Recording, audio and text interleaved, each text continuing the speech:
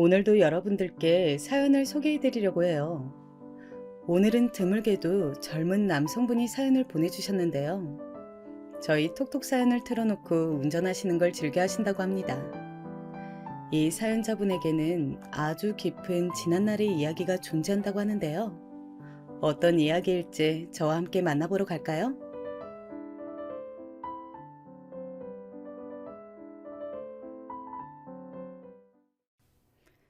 안녕하세요. 어쩌다가 우연히 톡톡 사연이라는 채널을 알게 되어서 자주 찾아보게 된 젊은 청년입니다. 여기에다가 자신의 사연을 털어놓으시는 분들의 이야기를 접하면서 저도 한 번쯤 저렇게 해보겠다는 생각을 품게 되었어요. 혹시 제 사연이 안 받아들여질지도 모르겠지만 그래도 용기를 내어 보내봅니다. 아주 별 볼 일 없는 환경에서 태어나 자란 사람의 이야기라 받아들이시는 분들의 입장에 따라서 굉장히 시시하게 느껴질 수도 있을 것 같아요. 저는 세 형제 중 막내로 태어났습니다. 그리고 큰 형과 작은 형과는 각각 18살, 16살씩 차이가 나요. 제가 엄청난 막둥이로 태어났기 때문입니다. 저의 형들이 어떤 사람들인가 하면 큰 형은 대학 다니다가 성적 개판이었는지 다시 공부한다면서 학교 자퇴하고 아르바이트 한 번을 안 하고 집에서 손만 벌려가며 그렇게 서울에서 놀았습니다. 공부할 때 아르바이트를 겸하면 공부에 집중 못한다고 찡찡거리니까 집에서는 장남의 말을 들어준 것이었죠. 그걸 본 작은 형도 혹했는지 자기도 공부한답시고 서울에 올라가서는 딩가딩가 놀기만 하였습니다.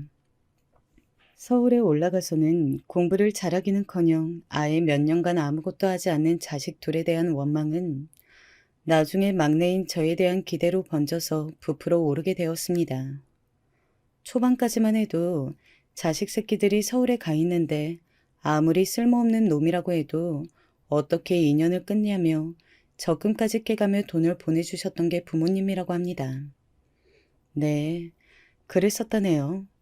하지만 시간이 지나자 그 믿음은 깨어졌죠. 아버지는 허구한 날 술 마시고 오셔서 자식 새끼들 다 소용없다고 집안 물건을 던지셨습니다. 자고 있는 저를 깨우신 적도 많았죠. 야, 너는 정신 차리고 살아야 한다. 알았지? 너만이라도 잘 돼야 한다. 안 그러면 진짜 우리 다 죽는 거야. 그 어렸던 제가 대체 뭘 안다고 저에게 그런 말씀들을 하셨던 것인지 기억도 가물가물하게 제가 더 어렸을 적에는 어머니 역시도 그 아무것도 모르는 어린 아이를 붙잡고 속상한 눈물만 흘리셨습니다. 그랬던 어머니는 어느 순간 제 기억에서 증발되어 있었습니다. 저는 사진 속 어머니를 보면서 아버지께 어머니의 존재를 묻곤 하였죠.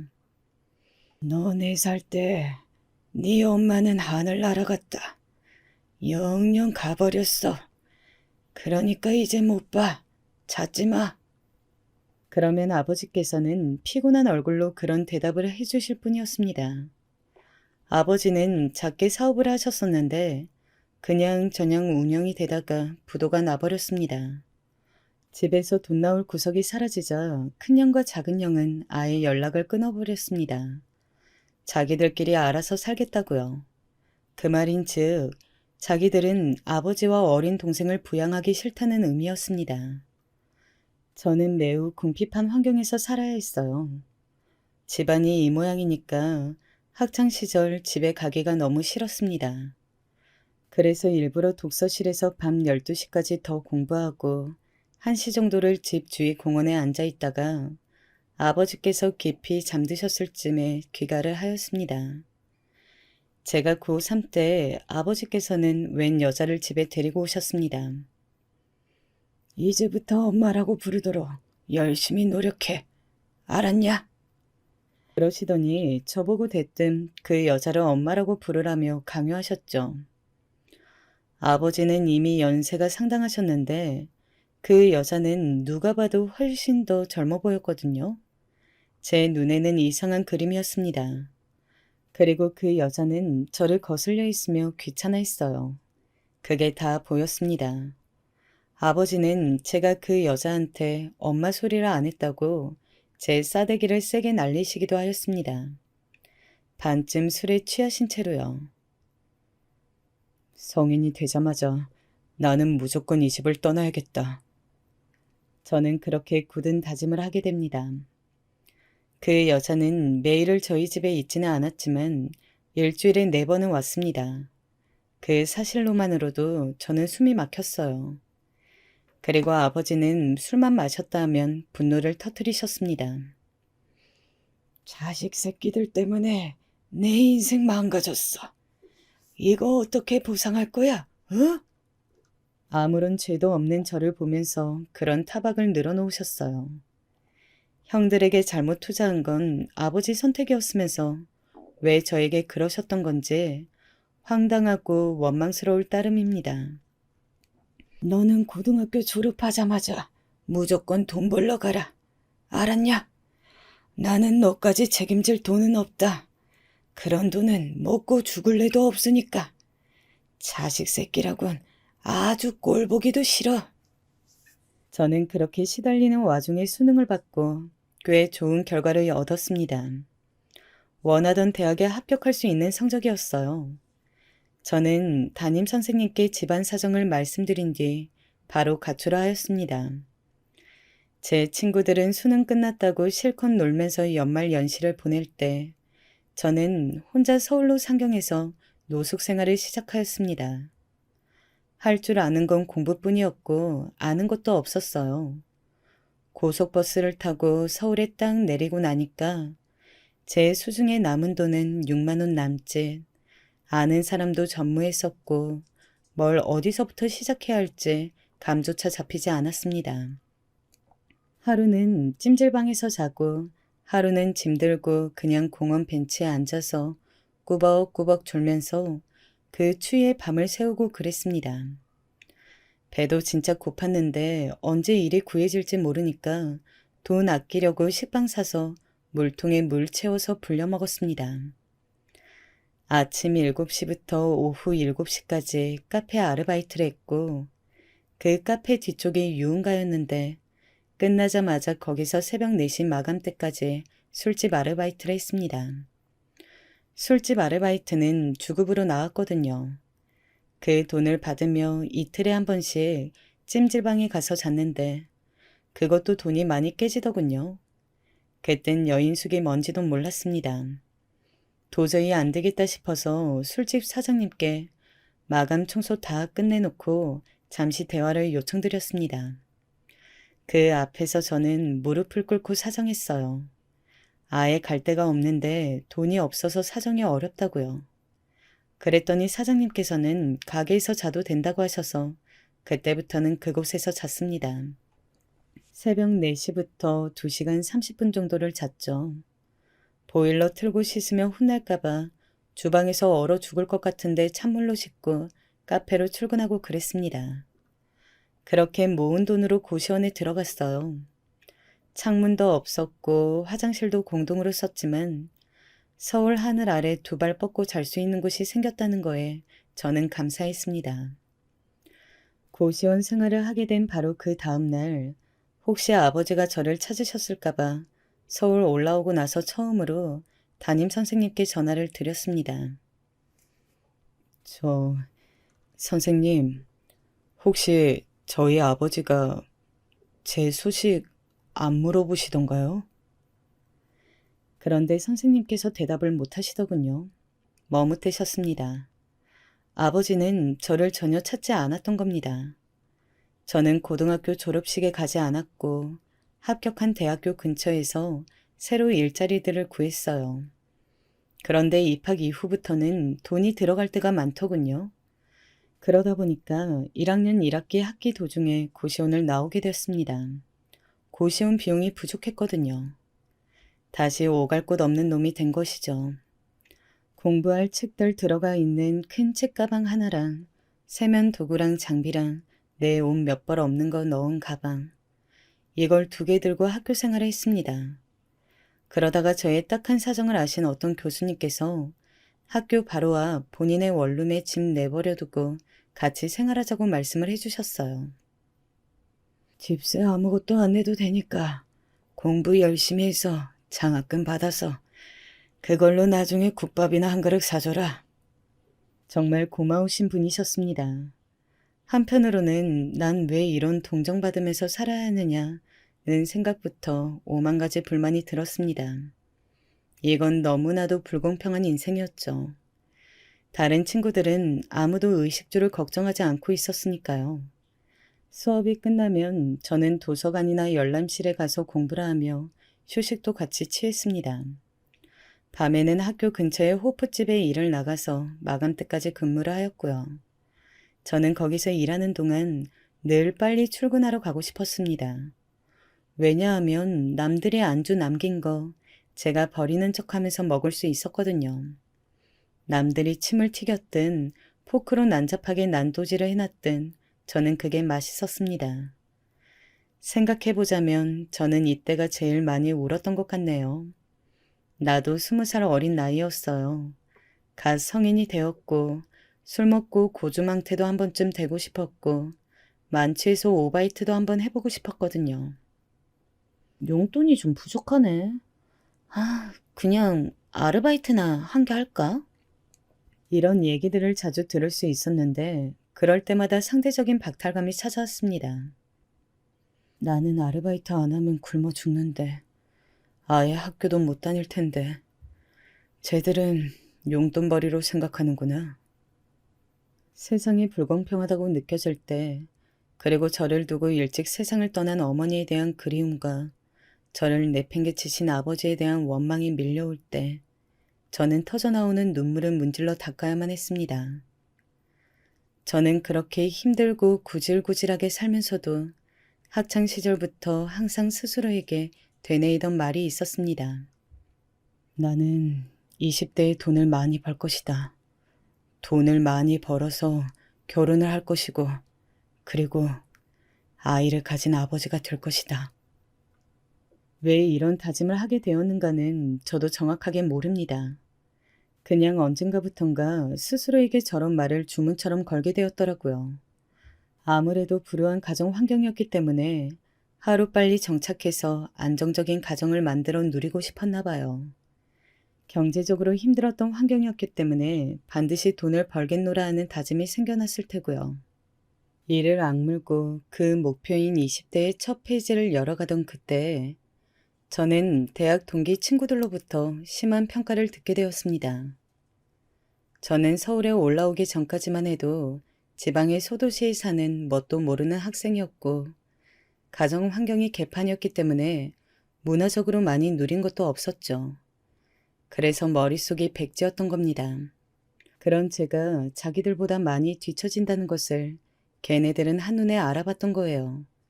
그래서 저를 우습게 여겼습니다. 돈이 그렇게나 없어서 낮이고 밤이고 아르바이트만 해야 될 거면 그냥 대학 오지 말고 어디 공장이나 들어가서 빡세게 돈이나 벌지.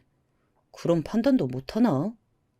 그런 판단 내릴 줄 아는 머리가 있었으면 지금 그렇게 안 살았겠지. 판단 능력이 떨어지는 병신이니까 그렇게 사는 거잖아. 하긴 머리가 나쁘면 몸이 고생한다는 말이 왜 있겠냐? 걔는 진짜 볼수록 왜 학교 다니는지 모르겠더라. 아니, 솔직히 같은 학교에 같은 학과라는 사실도 쪽팔려. 걔 때문에. 나는 불쌍하긴 하던데. 어떻게든 살아보려고 발버둥 치는 꼬라지 보면 안쓰럽지 않냐? 그게 뭐가 불쌍하냐? 걔 눈깔 못 봤냐? 볼 때마다 얼굴에 표정 하나 없는데 눈깔에는 도끼만 가득 차 있잖아. 아, 집안 환경이 구리다던데 진짜 알만하다. 말수도 더럽게 없지 않냐? 나는 솔직히 걔 처음에 벙어리인 줄 알았어. 출석 체크할 때랑 교수님 질문에 대답할 때 말고는 말을 한마디도 안 하더라. 저를 주제로 올리고선 그런 대화를 나누는 현장에 저는 차마 발을 들일 수가 없었습니다. 다음 수업을 위해서는 그 앞길을 지나가야만 했지만 차마 그럴 배짱까지는 없었나 봐요. 결국 저는 돌아섰고 지름길을 둔 채 먼 길로 향해야만 했습니다. 지금도 누가 어떤 표정으로 제 얘기를 그때 했었는지 다 생생하게 기억이 나는 걸 보면 그 순간이 저에게 많은 상처를 안겨주었나 봅니다. 그 다음 수업을 어떤 정신으로 들었는지도 모르겠어요. 간신히 그 수업까지 듣고 나온 저는 한적한 건물 뒤편의 벤치로 가서 멍하니 앉아 있었습니다. 걔네들 말이 맞을 수도 있지. 나를 보는 시선들이 다 어땠더라? 경멸과 조롱뿐이었잖아. 쥐뿔도 없는 게 어떻게든 성공하고 싶어서 의미 없는 발버둥만 치다가 별 소득 없이 끝나버리는 건 아닐까. 정말 내 인생이 그렇게 되면 어떡하지? 그런 생각이 들자마자 가정 환경에 대한 깊디 깊은 원망이 솟아올랐습니다. 저는 어렸을 때부터 엄마 없는 애라는 수식어를 달고 살았습니다. 애초에 저는 그 어떤 온전한 환경도 누려본 적이 없었던 것입니다. 저도 다른 친구들처럼 주말이면 고향에 내려가고 싶었어요. 엄마가 차려주는 집밥을 먹어보고 싶었고, 대학 생활이 이렇다 저렇다 하는 얘기들을 가족들에게 떠들어보고 싶었습니다. 하지만 누군가에게는 너무나도 당연한 일상이 저에게는 상상에만 그쳐 하는 일이었죠. 실현되지 않는 꿈이었습니다. 스스로가 너무 가엾고 초라하다는 생각이 들면서 울음이 막 나왔어요. 속에 쌓여있던 울분을 아무도 없는 구역의 벤치에서 저 혼자 그렇게 토해냈습니다. 정말 숨이 넘어갈 듯이 큰 소리로 엉엉 울고 있었는데 실컷 울었다 싶었을 때쯤 누군가 뒤편에서 제 어깨를 다독여주는 것이 느껴졌어요. 깜짝 놀란 제가 얼른 뒤를 돌아봤죠. 그랬더니 누가 서선 저를 내려다보고 있었습니다. 저도 아는 얼굴이었어요. 왜냐하면 그 사람은 바로 저희 학과에서 가장 인기 많은 여아고였기 때문입니다. 눈, 코, 입이 빼어난 외모는 아니었지만 청순하고 수수하면서도 되게 맑은 이미지라서 남자들이라면 다 그 사람을 알고 있을 정도로 인기가 높았어요. 그런 엄청난 인물이 울고 있는 저를 달래주다니 저는 이 상황이 믿기지가 않아서 어리둥절했습니다. 그런데 바로 그때 그 사람이 걸음을 옮기더니 벤치 앞으로 와서는 바로 제 옆에 앉는 거예요. 괜찮으세요? 무슨 힘든 일이 있으신 거예요? 그러더니 이렇게 물어왔습니다. 정말 걱정에 찬 표정으로 말이에요. 크나큰 상실감과 허무함으로 울고 있던 저였기 때문에 정신 상태가 완전히 맛이 가 있었고 그랬던 저는 그 순간에 사고를 치고 맙니다. 제가 저도 모르게 옆자리에 그 사람을 꽉 끌어안아 버린 거예요. 그냥 살짝 아는 것도 아니고 팔에 힘을 주어서 그 사람을 끌어안아 버렸고 그대로 다시 울음을 터뜨려 버렸습니다. 마치 엄마 품에서 목 놓아 우는 어린 아이처럼 말이에요. 그런데 그 사람이 깜짝 놀라서 굳어버리더니 이내 저를 똑같이 안아주는 겁니다. 저는 제 기억 속에 거의 존재하지 않는 어머니의 따뜻한 품을 그제서야 느껴본 것처럼 그 순간의 안락함을 맛보았던 것 같아요. 어머니가 살아계셨으면 이렇게 힘든 순간에 나를 안아주셨을까? 분명히 그러셨겠지.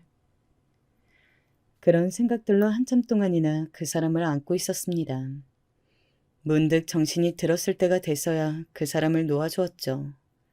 하도 울어서 눈이 불어 터져 있었고 콧물도 질질 나온 상태였는데 그 최고로 못난 얼굴을 그 사람에게 보이면서 사과를 했습니다. 정말 죄송합니다. 제가 원래 이런 사람이 아닌데 갑자기 정신이 나가버려서 실수를 저질렀습니다. 죄송합니다. 부디 용서해 주세요. 이런 멋대가리 없는 횡설수설을 사과랍시고 늘어놓은 후에 저는 가방을 챙겨서 후다닥 그 자리에 벗어났습니다. 다시 뒤를 돌아볼 용기 따위는 없어서 그 사람의 표정을 확인하지도 못한 채 그대로 주랭랑을 쳤어요. 그리고 이틀이 흘렀을 때 현재 듣는 수업에서 그 사람이 먼저 제 옆자리로 다가오더군요. 그걸 안 순간 제 심장이 입 밖으로 튀어나올 뻔했습니다. 여기에 자리 없죠? 저 여기 좀 앉을게요. 그 사람이 그렇게 말하는데 제가 어떻게 안 된다고 하겠어요. 애초에 저는 모든 수업을 혼자 듣는 사람이었기 때문에 옆자리는 제 관할이 아니었습니다. 그 수업에서 저는 내내 교수님 얼굴만 뚫어지게 쳐다보면서 옆은 절대로 안 돌아봤습니다. 너무 떨려서 그럴 수가 없었어요. 보나 마나 제 얼굴은 시뻘개져 있을 게 분명했죠. 그런데 그건 일회성이 아니었습니다. 그 후로 쉬는 시간에 제가 자습을 하고 있을 때도, 열람실에서 시간을 죽이면서 졸고 있을 때도, 돈을 아끼기 위해 학생 식당 옆에 편의점에서 가장 저렴한 과자로 끼니를 때우고 있을 때도 그 사람은 시도 때도 없이 제 눈앞에 등장하였습니다. 죄송한데 혹시 저 따라다니시는 건가요? 응, 맞아. 내가 너보다 한 살 위니까 말 놔도 되지? 너 혹시 내일 시간표가 어떻게 돼? 같이 점심 먹을래? 네? 제가 왜 그쪽하고 점심을 먹어요? 왜? 그러면 안 돼? 너 보고 사란 소리 안 해. 내가 살 거니까 너는 몸만 와. 내일 학생 식당에서 같이 점심 먹기다. 그러나 저는 다음날 점심시간에 학생 식당으로 가지 않았습니다.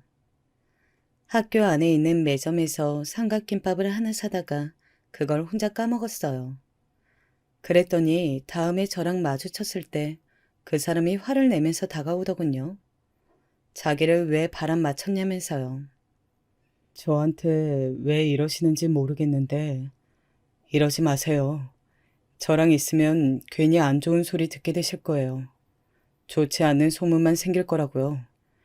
그러니까 제발 좀 다가오지 마세요. 저는 무덤덤하게 그 사람을 밀어냈습니다. 벽을 세워가면서요. 하지만 그 사람은 굴하지 않았습니다. 자기는 남들이 무슨 안 좋은 소리를 하든 간에 신경 안 쓸 거래요.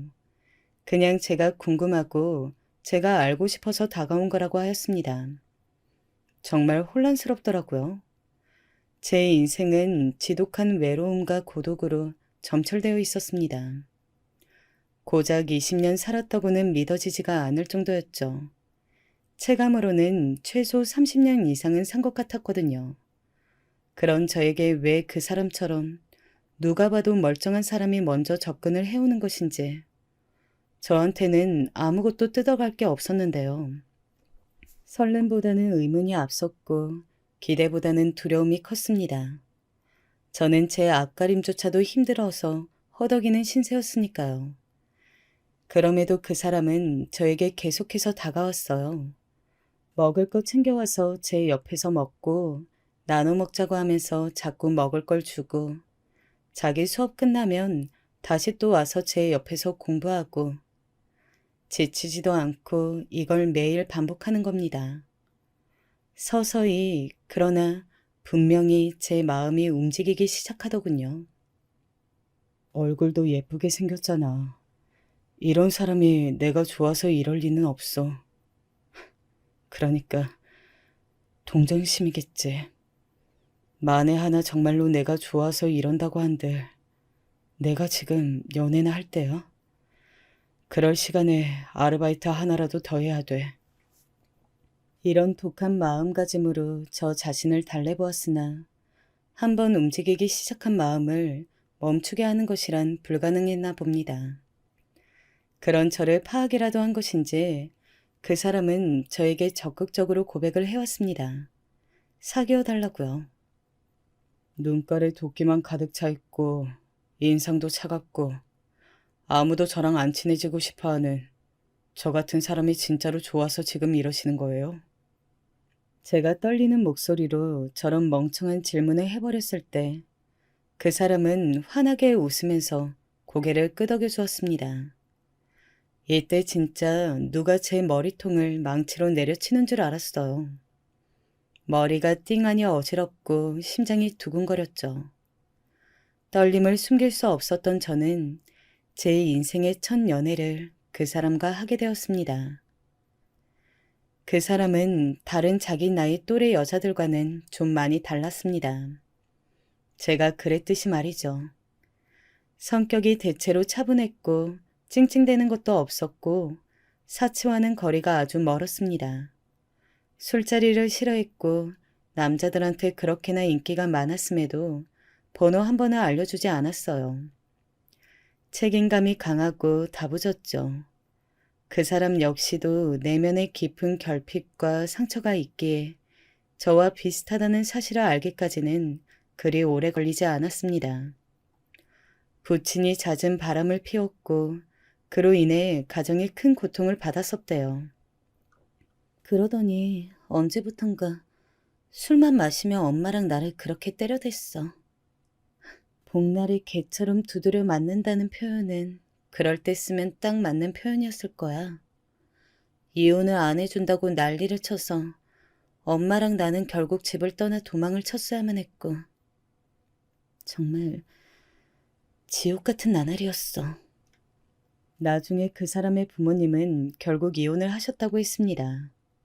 그 후로는 편모 가정 안에서 그 사람은 살아왔대요. 가난에 쪼들어 살아도 부친이 있었을 때보다는 훨씬 행복했다고 합니다. 그러나 모친께서는 갑작스레 병환을 앓게 되셨고 손쓸도리가 없이 돌아가셨대요. 중학생이었던 그 사람은 친척집에 얹혀 살았고 그래서 고등학교는 일부러 기숙사가 있는 곳으로 들어갔다고 합니다. 계속 혼자였대요. 마치 저처럼 말이죠. 부정한 짓으로 돈을 벌고 싶지 않아서 형편이 쪼들려도 늘 이를 악물고 살았다. 그런 내 자신이 너무 초라하고 못나 보여서 우습고 비참할 때가 많았어. 그런데 어느 날 너를 보게 된 거야. 그리고 너를 알게 되니까 많은 반성이 들더라. 나는 세상에서 내가 가장 비참하고 가장 불쌍한 줄로만 알고 있었거든. 그런데 너처럼 극한 환경에서 죽을없이고 노력하는 사람이 있다는 걸 알고 그것도 나랑 너무 가까이에 있었다는 걸 알고 왠지 모르게 눈물이 나왔어. 그 사람은 고등학교를 졸업한 이후로 쉽게 돈을 벌게 해주겠다는 유혹을 많이 받았다고 합니다. 그 모든 것을 전부 뿌리치는 데는 아무런 망설임도 따라붙지 않았지만 힘이 들 때면 내가 너무 미련하게 살고 있나? 하는 생각으로 우울해졌던 거예요. 그러다가 저를 알게 되었고 그 후로 저에겐 늘 시선이 갔었대요. 제가 엉엉 울었을 때 저를 달래주러 온 것도 그저 100% 우연은 아니었던 것이죠. 그 사람은 그 이전부터 저를 알고 지켜봐 왔으니까요. 마치 운명과도 같은 인연이라고 느껴져서인지 사귀자마자 많은 위안을 얻을 수 있었습니다. 많은 대화를 나눠본 끝에 그 사람이 혼자 살고 있었던 자취방에 제가 들어가 지내는 것으로 하였습니다. 처음 만났을 때도 뜬금없이 강한 포옹을 했던 저희였는데요. 정말 꽉 안으면 그 사람 심장 박동이 느껴지는 것만 같았어요. 그 사람한테 안겨 있으면 세상이 포근했고 아무리 피곤하고 지쳐도 그 사람 품에 있으면 치유되는 것 같았습니다. 이때 제가 그 사람을 만나지 않았더라면 저는 꿈을 포기했을지도 몰라요. 질이 안 좋은 나쁜 업무의 유혹에 넘어가서 돈을 많이 버는데 급급했을지도 모르죠. 하지만 그 사람이 있었기 때문에 그 유혹을 끝끝내 떨치고 꿋꿋하게 학교 생활을 이어나갈 수 있었던 것 같습니다. 저는 그 사람에게 떳떳하고 싶어서 이상한 쪽으로는 절대 눈을 안 돌렸어요. 저 20살, 그 사람이 21살 때 만난 인연이었으니 얼마나 어린 나이였나요? 하지만 신뢰가 단 조금도 끊어진 적이 없었어요. 서로가 서로에게 혹시 감정이 전보다 식었을까? 이런 식으로 생각한 적조차 없었습니다. 세상이 전부 저를 욕한다 해도 제 옆에 있어줄 것 같았어요. 그 사람이라면 말이죠. 확신이 있었으니 건강한 연애를 되려 할 수 있었습니다. 하지만 제일 중요한 건 그 사람이 저에게 참 많은 양보를 했기에 관계의 유지가 가능했다는 점이겠죠. 얼굴도 예쁘게 생긴 20대 초반의 나이에 왜 좋은 곳, 멋진 장소를 안 가보고 싶었겠어요. 남자친구랑 고기도 썰어보고 싶고 커플옷, 커플링 같은 것도 해보고 싶었겠죠. 여름이면 물놀이도 가고 다 해보고 싶었겠죠. 하지만 제 옆에 있음으로써 그 사람은 많은 걸 생략해야만 했습니다. 그렇게 신뢰를 바탕으로 만나가던 어느 날이었어요. 제가 아르바이트를 하고 있던 카페에 찾아온 그 사람과 마주보고 앉았습니다. 그때가 한가한 시간이었거든요. 그런데 그 사람이 진지하게 그러더라고요. 우리 앞으로 더 오래 만날 거잖아. 이렇게 너 일하는 곳 말고 다른 곳에서도 너랑 있고 싶다. 아니면 주말 아르바이트를 종일 말고 아침에만 하는 건 어때? 주말 저녁에는 둘이 좀 같이 있어 보자. 응? 그 사람이 왜 전에 없이 진지한 눈빛으로 저에게 그런 말을 했는지 저는 그 이유를 알고 있었습니다. 겨우 20대 초반의 나이, 인생에서 가장 팔팔하고 건강해야 할 바로 그 시기에 저의 건강이 안 좋아지고 있었거든요. 하도 몸을 혹사시키고 살아서 그랬는지 언제부턴가 귀에서 원인 모를 이명이 들려오기 시작했습니다. 이게 심할 때는 삐 울리는 소리가 뇌를 뒤흔들었어요. 그러다가 과로로 쓰러져서 병원에 실려간 뒤 응급실에서 눈을 뜬 적도 있었죠. 아프면 돈 쓰기 아까우니까 그냥 집에서 죽은 듯이 누워 있었습니다. 그러면 그 사람은 제 옆에서 해줄 수 있는 게 없으니 울먹거리면서 제 팔다리만 주물러주는 겁니다. 코피도 자주 났어요.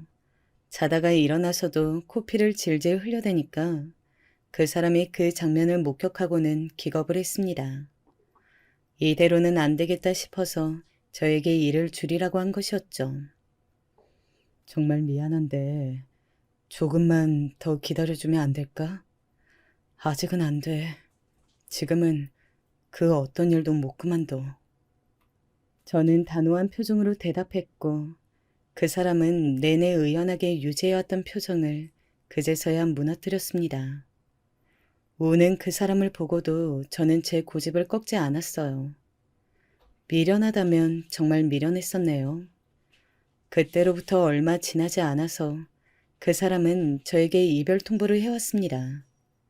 정말로 이렇게 계속 과로를 하면서 지낼 거라면 자기가 안 보는 데서 했으면 좋겠다는 게 그 사람의 마지막 말이었습니다. 저는 순순히 따라주었어요. 소리 없이 서로에게 스며들어서 시작되었던 만남은 씁쓸하게 끝이 났습니다. 헤어지고 나서 하루하루가 가슴이 터져버릴 것 같았어요. 진짜 이러다가 죽지 않을까 싶었으니까요. 하지만 이별을 본 사람들은 알겠지만 어떻게든 버텨지더군요. 인간이란 신기한 생명체인 것 같아요. 그로부터 시간이 꽤 흘렀고 저는 여전히 하루에 3시간, 4시간 정도 자면서 남들이 봤을 땐 미쳤다 싶을 정도로 일이랑 공부에 몰두했고 당연히 건강은 더 안 좋아진 상태였습니다.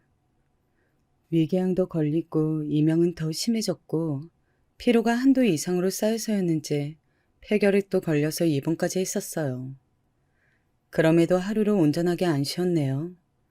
결핵의 후유증 때문인지 아직도 종종 목에 비린내 나고 가래 낀 것 같아서 세게 기침하면 조금씩 각혈하기도 합니다. 제가 그 사람에게 제일 많이 들었던 말이 조금이라도 더 자. 너 진짜 그러다 큰일 나? 라는 소리였는데 저는 서울로 올라오고부터 잠자는 게 진짜 무서웠어요.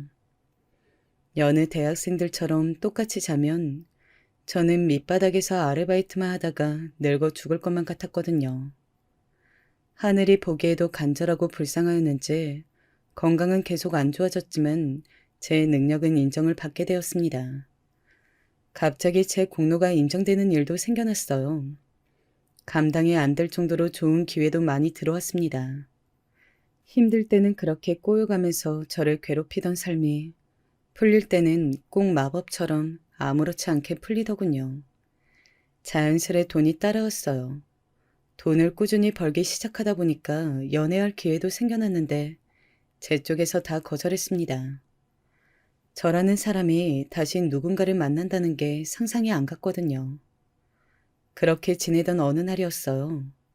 회사 선배가 저한테 여자 소개 좀 받아보라고 성화를 부리는 겁니다. 평소에 친하지도 않던 사람이 그러니까는 어렵게 느껴지더라고요. 거절할 도리가 없어서 알겠다고 했죠. 그래서 날짜가 돼서 자리에 나가보니까 그 사람이 소개팅 상대로 앉아 있는 겁니다. 이게 대체 어떻게 된 일이야? 내가 아는 사람한테 물어서 부탁했어. 너랑 다리 좀 놔달라고. 솔직히 그 사람을 다시 만나는 상상을 안 해본 건 아니었습니다. 그런데 실현이 되니까 말문이 막히더라고요. 제가 너무 못해줬던 과거만 떠올라서 얼굴을 보자마자 미안했고 죄책감이 앞섰습니다. 하지만 그 사람이 저를 다시 잡아주었어요. 이번에야말로 서로를 위해서만 살아보자면서요. 그 앞에서 제가 차마 객기로나마 거절의 말이 안 나오더군요. 저를 처음 이끌어줬던 그 사람의 손길을 따랐던 것처럼 저는 이번에도 그 사람의 손길을 따르기로 하였습니다. 몇 년의 공백이 무색하게 저희는 다시 끈끈한 사이가 되었어요. 이걸 두고 저희는 운명이라고 부르기로 하였습니다. 저희는 타인을 쉽게 믿지 않았고 남에게 깊은 속 얘기를 안 하는 사람들이었고 속이 썩어 문드러지는 걸 어떻게든 숨기는 사람들이었고 괜찮은 척 아무렇지 않은 척하는 게 숨쉬듯이 익숙한 사람들이었어요. 저희는 너무나도 닮아 있었습니다. 서로에게 연인 그 이상의 존재였죠. 그 사람과 다시 재회하고 불과 일주일도 채 지나지 않아 아버지께서 돌아가셨습니다. 원래 건강 상태가 안 좋으시기도 했지만 너무나도 갑작스러운 소식이었어요. 사인은 심근경색이었습니다. 아버지의 임종을 지키지 못했다는 것에서 허무함이 밀려왔어요. 아버지에 대한 존경이나 애정이 없었는데도 이상하게 그런 감정만은 들더라고요. 그러다가 아버지를 모셔놓은 납골당에서 그 사람하고 둘이 인사를 드리던 순간에 감정이 터져나왔습니다. 아버님, 안녕하세요. 저는 아드님과 결혼하기로 한 사람이에요. 이렇게 처음 인사를 드리게 돼서 죄송하네요. 그 사람이 그 말을 하던 순간에 저는 저도 모르게 펑펑 울어버렸습니다. 아버지와 있었던 서러운 일화들이 제 안에서 전부 터져나오는 느낌이었어요. 그 사람과 저는 자연스럽게 같이 살게 되었습니다. 같이 살면서 미래에 대한 계획을 세워나가기로 했어요. 그리고 무엇보다 그 사람은 제 건강이 걱정된다면서 무조건 자기가 제 옆에서 저를 챙겨줘야 한다고 강하게 나왔죠. 그렇게 옛날 그때와는 반대로 이번에는 제 집에서 저희 두 사람이 함께 지내게 되었습니다. 그로부터 한 달이 지났을 때였는데요. 앞집에 누가 이사를 왔습니다. 입주자가 웬 할머니라서 그게 신기하게 눈여겨보았던 겁니다. 이 동네는 할머니가 혼자 사실 만한 동네가 아닌데. 이쪽은 죄다 젊은 층들이 사는 구역이라서 가족들이 얻어줬다지만 어떻게 이런 곳에 사실 생각을 하셨을까? 며느리로 추정되는 분이 자주 들여다봐 주셨고 할머니는 어찌되었든 그 집에서 혼자 사셨습니다. 단기 계약이라서 오래 안 살 거라는 사실을 알고 나서도 그냥 그러려니 했어요. 이상하리만치 신기하게 집 앞에서 자꾸만 그 할머니를 마주쳤지만 저는 눈인사만 짧게 건네는 것이 다였습니다. 저를 빤히 쳐다보는 그 시선이 부담스럽기도 했고요. 그리고 그 할머니가 저희 앞집에 이사로 오신 후로 2주가량이 지났을 무렵이었습니다. 어? 샌드위치 분명 2개 세트로 주문을 했는데 왜 1개밖에 없지? 그 사람이 현관 문고리에 걸려 있던 배달 음식을 집으로 가져오면서 고개를 갸웃거리는 것. 그것이 바로 시작점이었네요. 바로 그 할머니가 저희 집으로 오는 배달 음식을 조금씩 빼돌리기 시작하신 건 말입니다. 주문 업체에 확인해 보면 항상 정상 발송이었습니다. 배달원도 결백하였고 범인은 따로 있었는데 그게 앞집의 할머니였던 것이에요. 도대체 남의 집 음식을 왜 몰래 가져다가 드시는 겁니까? 제가 기어코 앞집의 벨을 누르고선 할머니를 향해 궁금했던 점을 물었습니다. 어른 공경을 하자는 취지에서 2번은 봐드렸지만 3번째에 당하고 나니깐 화가 나고 어이가 없어서 가만히 있을 수가 있어야죠. 글쎄다. 시켜 먹는 음식들이 다 특이해 보여서 맛있어 보여서 그래서 그랬어. 할머니는 저를 보는 둥 마는 둥 하면서 대답을 하셨어요. 약간 태도가 미묘하다고 느껴졌습니다. 그래서 다음번에 그 며느리로 추정되는 분을 배웠을 때 여쭤봤어요. 배달 음식을 몰래 가져다가 드시는 할머니의 행태와 말씀을 특이하게 하시는 태도를 말이에요. 그랬더니 그분이 머뭇거리시면서 이렇게 말씀을 하시는 겁니다. 정말 죄송하게 됐어요. 어머님께서 치매가 조금 진행된 상태라서요. 절대 심각한 단계는 아니에요.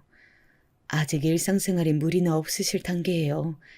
아마 배달 음식이 생소해서 탐이 나셨나 봐요. 피해 금액만큼 제가 바로 배상해 드리겠습니다. 아닙니다. 제가 돈 받자고 이러는 건 아니라서요. 사정이 어떻게 된 건지 알았으면 됐습니다. 치매를 앓기 시작하신 분이라고 하니까는 따져 묻기가 마음이 좀 그렇더라고요. 저는 자라면서부터 어른이라는 존재를 겪어보지 못했습니다. 그렇기에 어렵고도 낯설고도 또한 미지의 존재로 여겨졌습니다. 그래서 조심스럽더라고요. 그건 그 사람도 마찬가지였는데 치매가 있는 할머니라면 우리가 그냥 무조건 양보하면서 지내자고 말을 하더군요. 저도 동의했습니다. 제가 배달을 애용해왔던 사람이라서 배달원들이 습관적으로 저희 집만 오면 벨을 누르지 않고 문고리에 조용히 음식을 걸어놓고 갔어요. 제가 이제는 벨 누르고 직접 전달해 주세요. 라는 요청을 들어도 자꾸 깜빡하고 원래 하시던 대로 행동하시더라고요. 그렇기에 저희보다 한 발 앞서서 할머니가 자꾸 배달 음식을 먼저 발견했던 것입니다. 할머니는 댁에 들어앉아서 저희 집 동향만 살피시는 건지 배달 오는 그 작은 소리를 바로 들으시곤 재빨리 나와서 저희 음식을 갈취해 가셨어요. 저희가 건강한 것 좀 먹어보겠답시고 샐러드 도시락을 배달시켰는데 그것도 야무지게 가져가셨더라고요.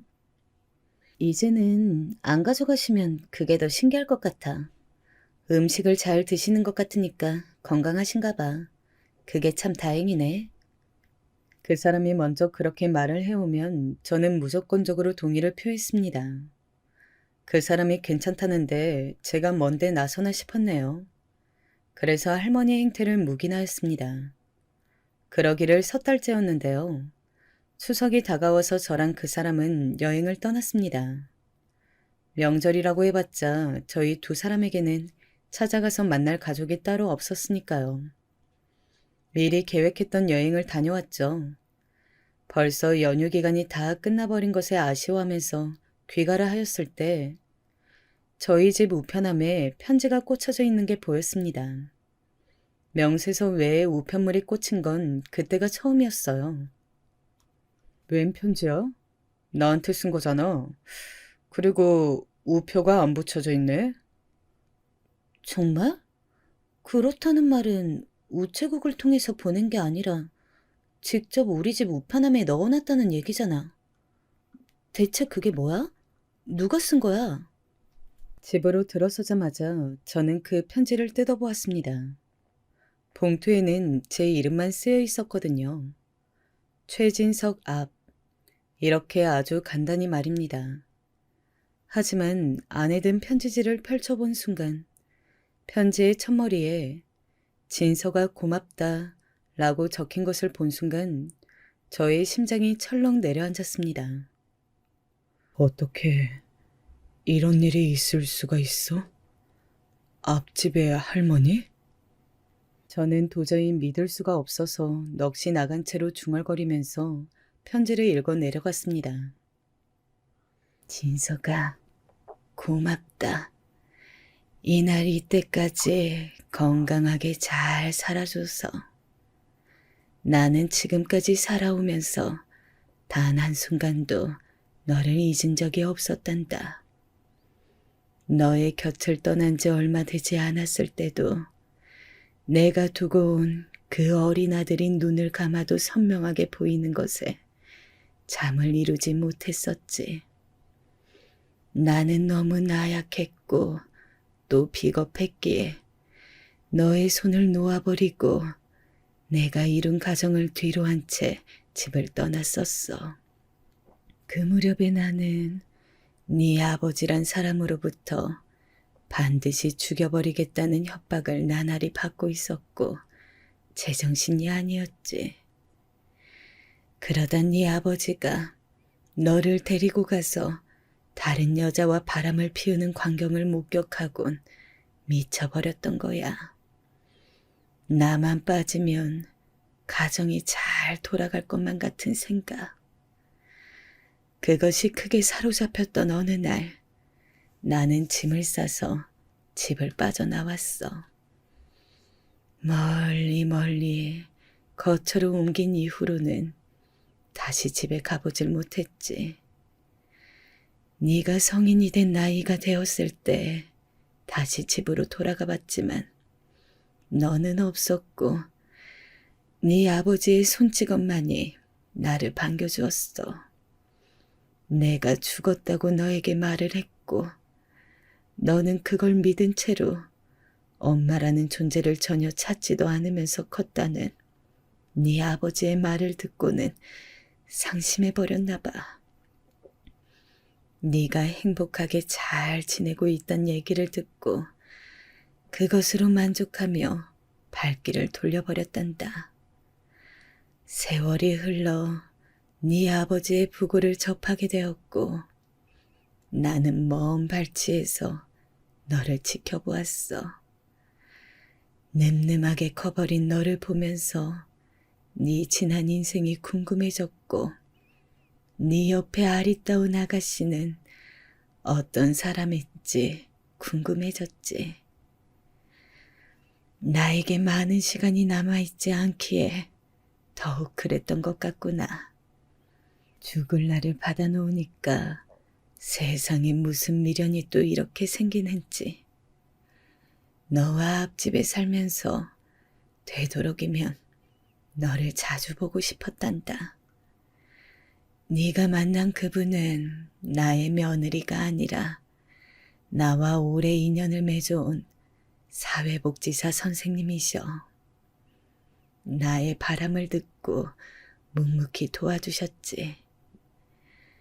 내가 죽고 나면 네가 나라는 존재를 강렬하게 기억해줬으면 하는 욕심이 생겨서 어느 날 네가 시킨 음식을 몰래 하나를 빼왔단다. 그러고 나니까 네가 나에게 관심을 보이더구나. 나를 보면 먼저 인사를 건네주었고 오늘은 날씨가 좋다는 말도 해주었지. 그게 기뻐서 그만. 내가 자꾸 네가 시킨 배달 음식에 관심을 가졌나 봐. 우리 아들이 뭘 먹고 사는지, 그게 어떤 맛인지 궁금하기도 했고. 내가 너무 못났지? 이런 사람이니까 너같이 멋진 아들을 두고 떠나버렸었겠지. 나를 원망해도 좋아. 나에게 아무런 감정이 없는 것보단 그 어떤 감정이라도 좋으니까 나를 기억해 주었으면 좋겠구나. 내가 비록 가진 돈은 얼마 되지 않는다만 그것이라도 괜찮다면 받아주겠니? 지금껏 몰래 가져다 먹은 배달 음식 값이라고 생각하면서 받아주련? 같이 있는 아가씨하고는 결혼할 거지? 내가 보기에는 아주 잘 어울리는 한 쌍이야. 앞으로도 멋진 인생 살아가길 바란다. 너에게 직접 나설 용기조차 없는 못난 엄마가 사랑하는 나의 아들 진석이에게.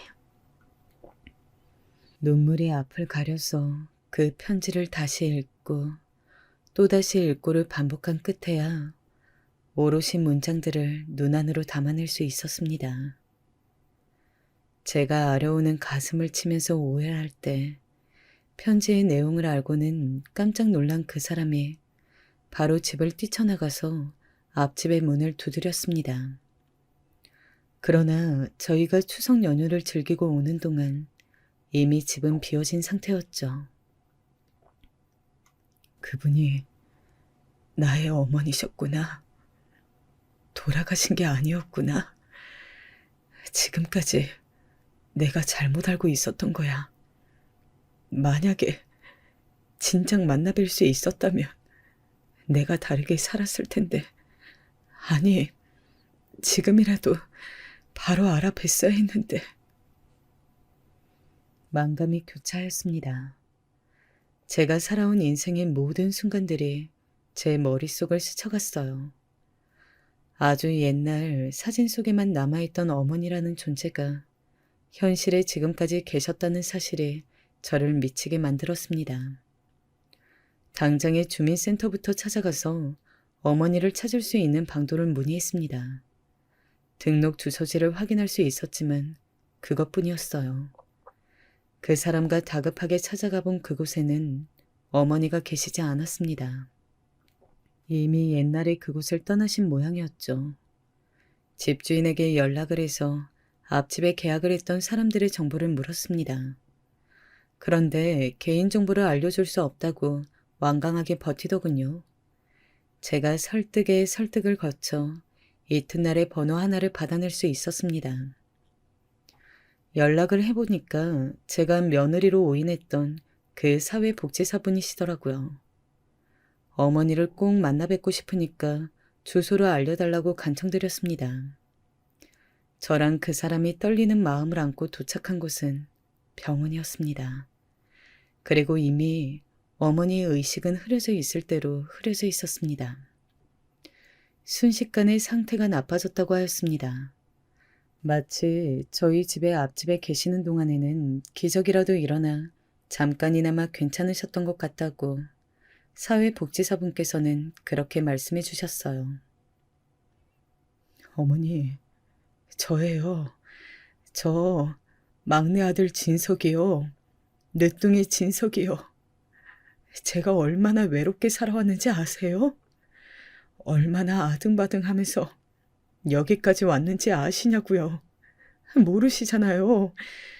그러니까 이제 저한테 들으셔야 돼요. 제발 눈 좀 떠보세요. 저 왔어요.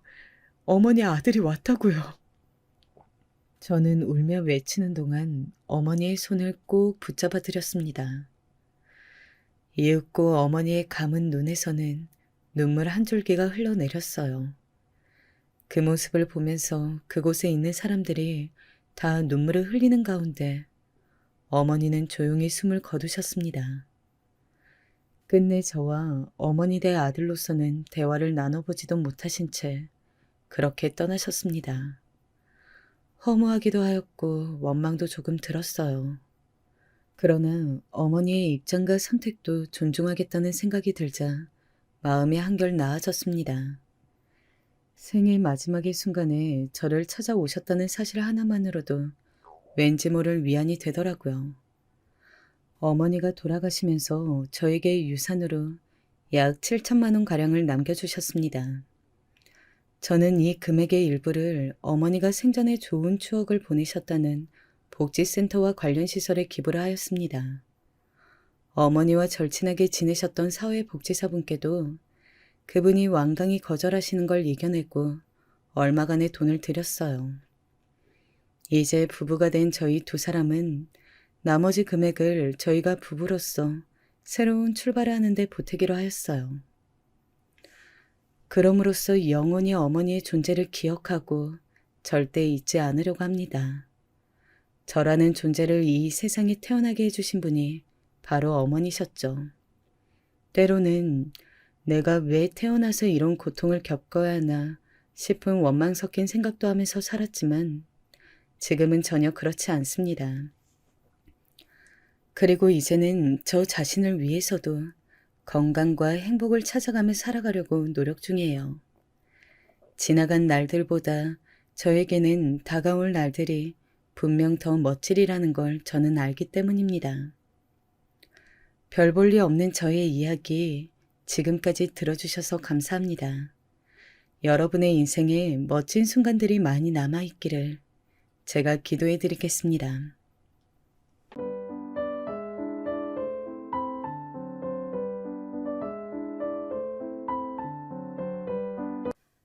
오늘 제가 소개해드릴 사연은요. 본인의 인생을 덤덤한 시선으로 바라보신 여성분께서 보내주신 이야기입니다. 한 사람의 인생은 단지 그것만으로도 작품이라고 하죠. 그럼 과연 어떤 이야기가 펼쳐질지 어서 빨리 만나보도록 할까요?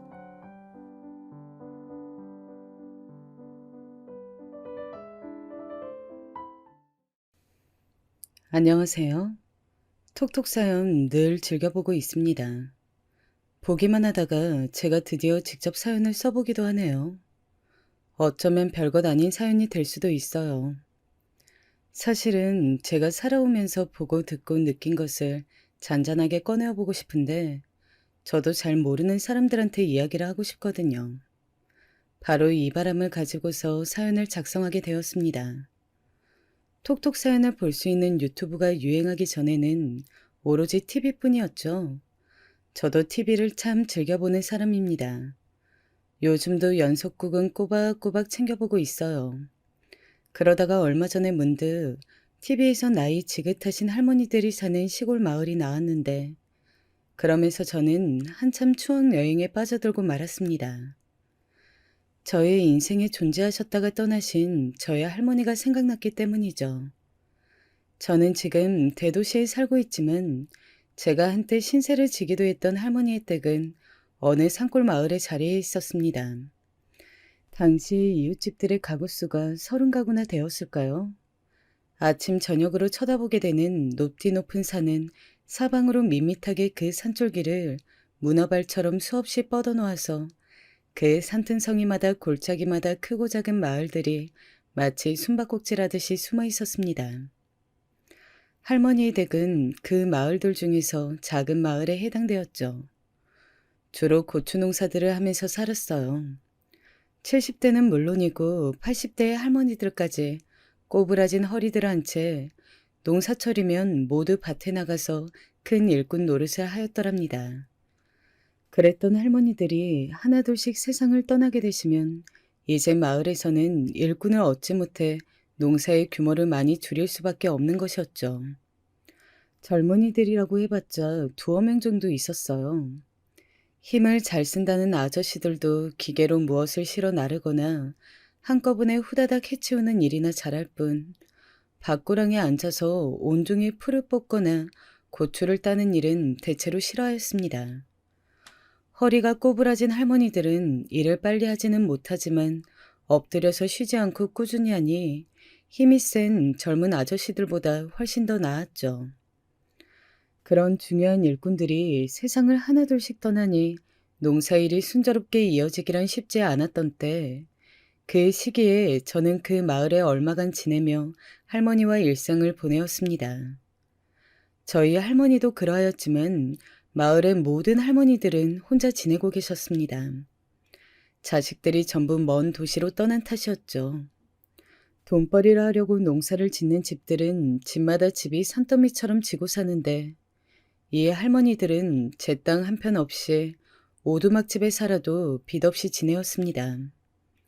농사철에 품을 팔아 그 돈으로 한 해를 사는 것이었어요. 오히려 도시에 나가 있는 자식들이 가끔 와서 늙은 어머니한테서 돈을 뜯어가는 경우가 제가 왕왕 목격하였습니다. 참 씁쓸한 장면들이 아닐 수 없었어요. 저희 할머니는 그 마을에서 유순 할머니라고 불리었습니다.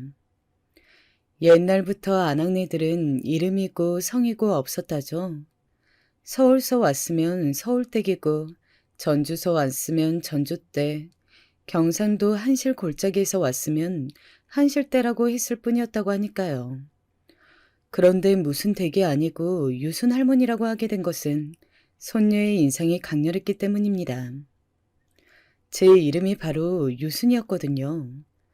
그래서 마을 사람들은 할머니에게 붙여준 이름 유순 할머니였습니다. 부모님의 사정으로 저는 곧잘 할머니 댁에 맡겨지곤 했었죠. 아주 어렸을 때부터요. 저희 할머니는 농사철이면 날마다 이웃집에 불려가서 아침부터 저녁까지 일을 했는데 워낙 나이가 많아서 힘이 들기도 하지만 비슷한 나이의 할머니들이 세상을 다 떠나버려서 혼자 많은 일을 하려니 계속 힘에 부처 하였습니다. 그래서 제가 있는 동안에는 늘 일을 도와드렸어요. 저희 할머니라는 인물의 역사를 남기고 싶어서 적어보면요. 이북 출신이셨습니다. 고향이 평양 근처의 동네였는데 땅을 많이 가진 지주의 집안이라서 일제강점기 시절에도 큰 어려움이 없이 살았던 모양이었죠. 해방이 되자 북녘에는 곧 소련군이 들어와서 공산주의 세상이 된다는 말들이 크게 돌았고 가족들은 당장 짐을 싸게 되었습니다. 그렇게 38선을 넘어 남쪽으로 오게 되었던 겁니다. 해방 직후에는 아직 38선이 막히지 않아서 누구든지 넘나들 수 있었다고 하더군요. 지금에 와서 생각하자면 말도 안 되고 신기한 일이에요. 온갖 짐을 다 싸들고 월남한 뒤로는 서울에서 자리를 잡았다고 합니다. 하지만 뜻밖의 사태가 발발하였습니다. 시기를 보면 짐작이 가시죠? 바로 6.25 전쟁이 벌어졌던 거예요. 그 전쟁터 한복판에서 가족들이 전사를 하게 되었습니다. 할머니는 목숨을 건졌지만 넉넉했던 살림이 거덜났던 것은 물론이요. 이제는 그날그날 입에 풀칠을 할 수도 없게 된 상태였다고 해요. 이대로는 꼼짝없이 굶어 죽겠구나. 모두가 어려운 이 상황에서 동냥을 해봤자 그게 얼마나 통할 것이며 내가 버틸 수 있을까? 차라리 어디 산골에 들어가 그런 곳에 마을이 있는지 찾아보자. 아직 정신이 또렷하고 체력이 남아있을 때 움직여야겠다. 오로지 그런 생각만으로 할머니는 정처 없이 떠돌았다고 합니다. 이 지역 저 지역을 돌아다녔고 죽을 고비도 넘기다가 마지막으로 발길이 멈추었던 곳이 바로 이 작은 마을이었던 것이에요. 오갈 데 없는 할머니를 당시의 마을 사람들은 불쌍히 여겨 받아주었다고 합니다. 이 마을에서 할머니는 인연을 만나 결혼을 하게 되었어요. 그 당시 온 나라가 초토화되었던 상황이었는데 산골 마을이라고 사는 형편이 좋았을 리 없죠. 가진 재산이라고는 아무것도 없는 상태에서 결혼을 하였기 때문에 마을 사람들이 먹을 것을 조금씩 갖다 주어서 그것으로 상을 차리고 백년가약을 맺었었다고 합니다. 세월이 흐르면서 자식들도 낳아 길렀죠. 그러나 가시밭길로만 걸어온 할머니의 험난했던 삶은 이 마을에 뿌리를 내리고 나서도 달라지지 않았고 오히려 더욱 그 길이 험악해서 사람으로 마땅히 지녀야 할 정신마저도 흐트러지게 될 정도였다고 합니다. 할아버지는 가진 재산이 전혀 없었던 가난뱅이인 것도 모자라서 극심한 술고래였다고 해요. 술을 즐기다 보니까 자연스레 노름이 따라왔죠. 쥐꼬리만한 돈이라도 집안에 벌리면 그걸 술과 노름으로 다 날려버리는 게 할아버지의 몫이었다고 합니다. 그 삶이 얼마나 고달프고 애간장이 탔는지 할머니는 또래보다 일찍 새치머리가 나기 시작했다고 해요. 하도 스트레스를 많이 받으셔서 그랬겠죠. 늘 고단하고 힘들었던 할머니를 도와주었던 손길도 이 마을에 존재하였습니다. 이거 별로 양은 얼마 안 되지만 끓여다가 애들 좀 먹이고 그래요. 네? 이렇게 귀한 식량을 또 고마워서 어떡해요. 매번 신세를 지내요. 도움 안 주셨으면 저랑 저희 아이들은 진작에 이 세상에 뜨거 없지 않았을까 싶어요. 제가 반드시 이 은혜를 갚아야지, 그렇게 생각하고 있습니다. 아유, 됐어요. 우리 집은 슬슬 이 마을을 떠날까 생각하고 있어요. 친척들이 지금 다 서울에서 자리를 잡았으니 그쪽에 기생하다 보면 어떻게 해서든 우리 집도 서울에서 정착할 수 있지 않을까 싶어서요. 어쨌든 우리가 이렇게 왕래할 날은 오래 남지 않았지만 그때까지 잘 지내봅시다. 내가 도울 수 있는 데까지는 돕고 떠날게요. 마음씨 좋았던 어떤 집의 도움으로 할머니는 몇 번이고 건사할 수 있었다고 합니다. 서울에서 자리를 잡거든 반드시 그 주소를 알려달라고 할머니는 신신당부를 하였다죠. 저희 할머니는 정이 많고 수더분한 인물이었습니다. 벌레 한 마리라도 함부로 밟지 않으려던 분이셨으니까요. 그리고 남에게 조금이라도 도움을 받으면 그것을 잊지 않고 반드시 그만한 갚음을 해줘야 한다는 말씀을 늘 입에 달고 사셨습니다. 이웃집 농사일을 도와줄 때도 자기 집 일처럼 언제나 성실하게 하였고요. 이런 저희 할머니는 더 이상 세상에 존재하는 분이 아닙니다. 차가운 바람이 솔솔 불어오기 시작하던 초겨울의 어느 조용한 아침, 그보다도 더 조용하게 영원한 잠속에 빠져드셨습니다. 그리고 할머니께서 남겨주신 인연은 아직도 현재 진행형으로 이어지고 있습니다. 이 인연을 여러분과 나눠보고자 합니다. 그 시작은 할머니께서 저에게 주어주셨던 작은 메모지에서 출발하였습니다. 그 메모지에는 서울에 위치한 하숙집의 주소가 적혀 있었죠. 바로 과거에 할머니께 아낌없는 도움의 손길을 뻗어주셨던 그 집과 가까운 친척분이 운영하고 있다는 하숙집이었습니다. 그 집이 서울에서 자리를 잡는 것에 이 하숙집을 운영하는 친척분이 큰 도움을 주셨다는 후문이 있었습니다. 그래서 그 집 분들은 할머니께 당신들이 서울에 자리를 잡았다는 사실을 알려주시면서 친척분이 운영하고 있는 하숙집의 주소도 남겨주신 것이었죠. 혹시 서울에서 도움이 필요하다면 이곳에 찾아가거나 연락을 해보라면서 말이에요. 할머니께서는 그 주소를 저에게 전달해 주셨던 것입니다. 혹시 쓸모가 있을지도 모른다면서요. 그리고 네가 여력이 되거든 그 집안 사람들을 좀 도와줬으면 좋겠구나. 얼마나 고마운 사람들인지 모른단다. 저는 할머니의 그 말씀을 기억하고 있었습니다. 그리고 정말로 제가 서울에 가서 지내게 되었을 때 저는 혹시나 하는 마음으로 그 하숙집을 찾아가게 되었습니다. 안녕하세요. 저기 혹시 지금 남는 방이 있을까요? 지금은 한창 학생들이 학기 중이라서 딱히 남는 방이 없는데요. 여기는 어찌 알고 오셨대? 제가 사정상 지금 서울에서 혼자 지내게 되었는데요. 여기 주소는 저희 할머니로부터 듣고 왔어요. 저희 할머니께서 전에 많이 신세지셨던 집이 있는데 그 집 분들의 친척 되시는 분이 여기를 운영하고 계신다고 들어서요. 제가 쭈뼛쭈뼛 말을 하니까 하숙집 아주머니께서 조금 놀라신 얼굴로 할머니 댁이 어디냐고 물어보시더라고요. 그래서 제가 그 마을 이름을 알려드렸더니 아하라는 표정이 되셔서는 일단 저보고 안으로 들어오라 해주셨습니다. 무턱대고 가져갔던 커다란 짐가방을 끌고 하숙집 안으로 들어갔어요. 저를 앉혀두신 채로 아주머니는 다른 분과 열띤 상의에 들어갔습니다. 아주머니는 한 명을 더 받을 수는 없는 상황인데 여기로 오게 된 경로를 듣고 보니까 좀 난감하다. 라는 입장을 가지고서 말씀 중이셨습니다. 잠시 후 저에게 다가온 사람은 아주머니와 계속 대화를 나누던 아저씨였습니다. 두 분이 부부 사이라는 것을 저는 금세 알아차릴 수 있었습니다.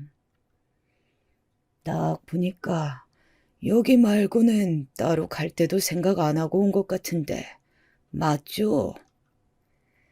아저씨의 물음에 저는 순순히 고개를 끄덕였습니다. 아주머니는 골치 아프다는 듯 고개를 내저었지만 아저씨는 저보고 여기서 묵으라고 해주셨어요.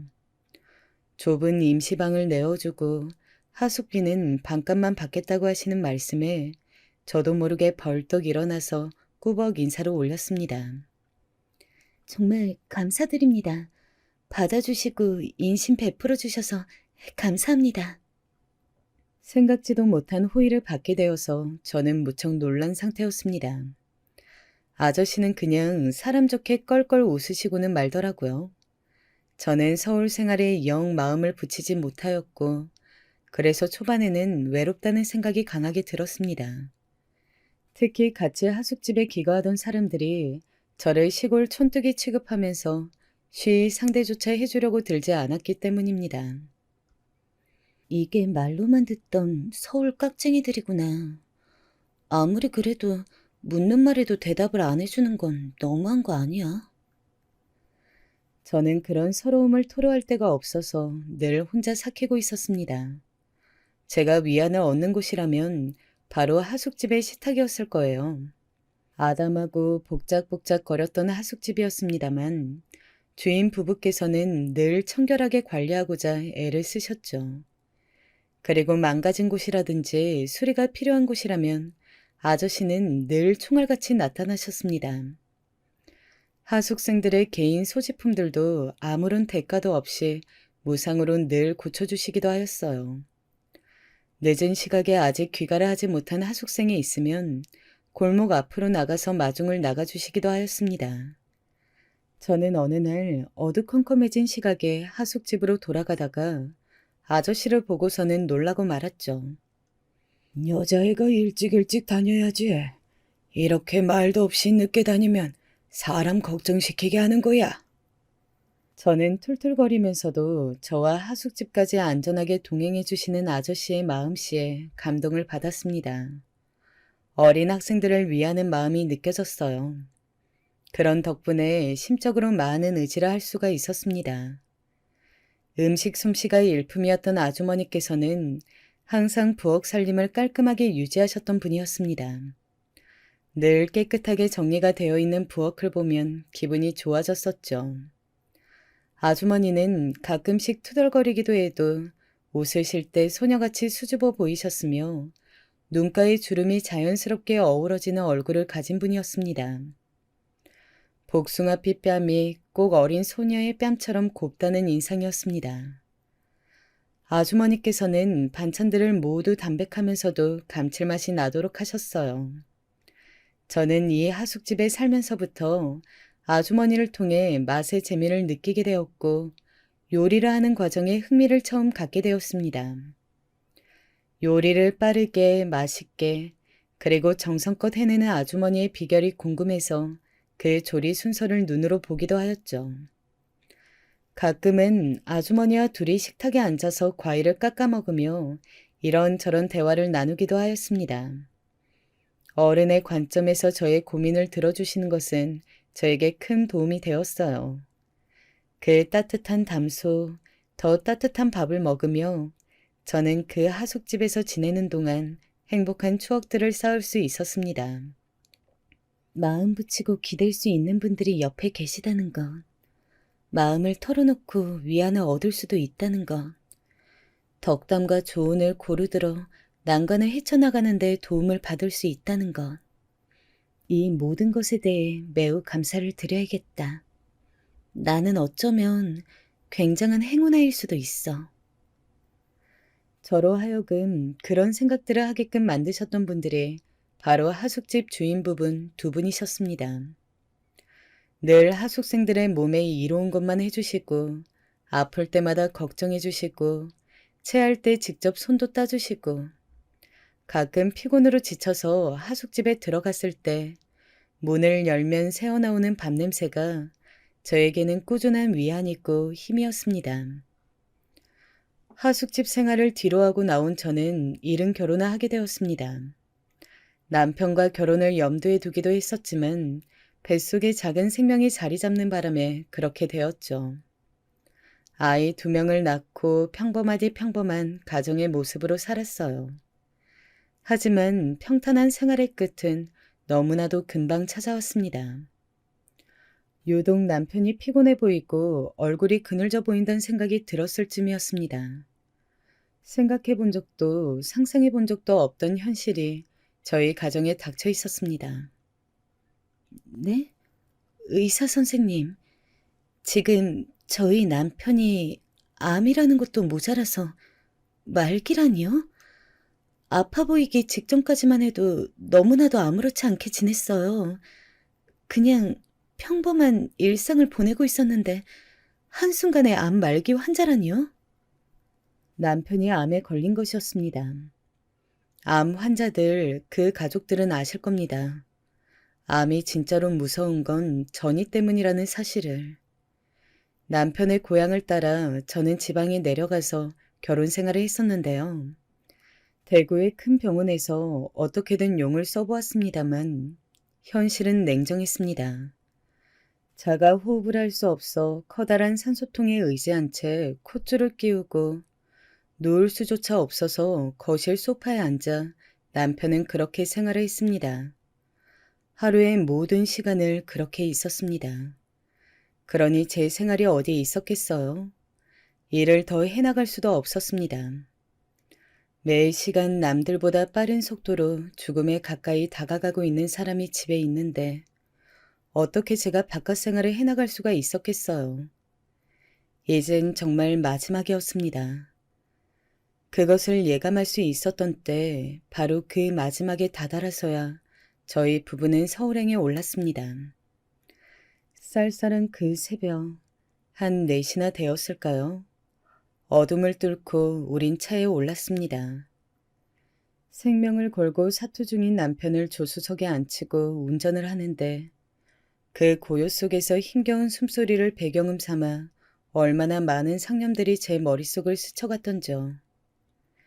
그 캄캄한 고속도로를 달리는데 별별 순간들이 다 떠올랐습니다. 아침이 밝았을 때 저희 차는 서울 삼성병원의 정문을 통과하고 있었어요. 부랴부랴 응급실로 들어가서 바로 호흡기부터 달았습니다. 남편의 진료 기록, 수술 자료, 이런 것들을 다 가지고 갔기 때문에 그것들을 접수를 하고 대기를 했죠. 기다리는 동안의 그 시간은 연극과도 같았습니다. 드디어 의사가 저희를 찾아왔습니다. 반가움에 일어서는데 의사가 그런 저를 따로 부르더라고요. 남편이 누워있는 자리에서 조금 떨어진 곳에서 대화를 나눴습니다. 중년의 남자 의사분이셨습니다. 삼성병원에서도 손꼽힐 만큼 아주 저명한 분이셨고 힘들게나마 일정을 잡게 되자 저희도 바로 여기로 왔던 것이었습니다. 그런 의사분께선 숱한 광경들을 많이 봐오셨고 경험해 오셨겠죠. 그런 분이 저기 누워있는 남편과 제 얼굴을 번갈아 쳐다보더니 꽤나 머뭇거리시더군요. 그리고 정말 마지막이라는 간절한 희망과 함께 이곳까지 온 저에게 딱 한마디 짧은 소견을 주셨습니다. 지금 남편분의 생명이 풍전등화와도 같습니다. 듣자마자 저는 하마터면 주저앉을 뻔했습니다. 절대 잊혀지지가 않아요. 그 말과 그 순간이 풍전등화, 바람에 흔들리는 등불처럼 그만큼이나 제 남편의 상태가 심각하고 좋지 않단 결론이었습니다. 심지어는 해줄 수 있는 조치가 전혀 남아있지 않다고 했습니다. 이제 끝이라는 판결을 받은 생명 앞으로 나아가 그 얼굴을 보며 얘기할 자신이 제겐 없었습니다. 그때 울먹이며 발을 동동 구르고 있던 저에게 다가온 사람이 있었습니다. 전혀 뜻밖이었습니다. 병원에 정기적으로 선교 봉사를 온다고 자신을 소개하신 분은 나이가 지긋하신 분이셨습니다. 들어보니 환자들을 위해 기도하고 따뜻한 말을 건네주는 활동을 하고 계셨습니다. 모든 용기를 잃고 절망에 빠져있던 저와 함께 그분은 제 남편에게로 가주셨습니다. 그리고 기도를 해주셨는데 저도 모르게 눈물이 줄줄 흘렀습니다. 그 기도가, 그 모습이 그렇게 처절할 수가 없었습니다. 누군가가 누군가를 위해, 생판 모르는 존재를 위해 저렇게라도 온 힘을 다할 수 있구나 하는 생각이 들면서 그 간절함이 온 주변에 퍼지는 느낌이었습니다. 제 남편도 기도를 받으며 눈물을 흘렸습니다. 그분은 집에서 싸온 도시락이 있는데 좀 나눠 먹지 않겠냐며 권유를 해주셨습니다. 사경을 헤매는 환자가 있는데 제가 어떻게 끼니를 잘 챙길 수 있었겠어요. 간밤부터 아무것도 먹지 못했었기에 감사히 응급실 밖에서 도시락을 나눠 먹었습니다. 소식을 서로 전하자며 번호도 나눴습니다. 아무런 치료도 받을 수 없다는 사실을 알고 남편이 무덤덤하려 노력하는 게 보였습니다.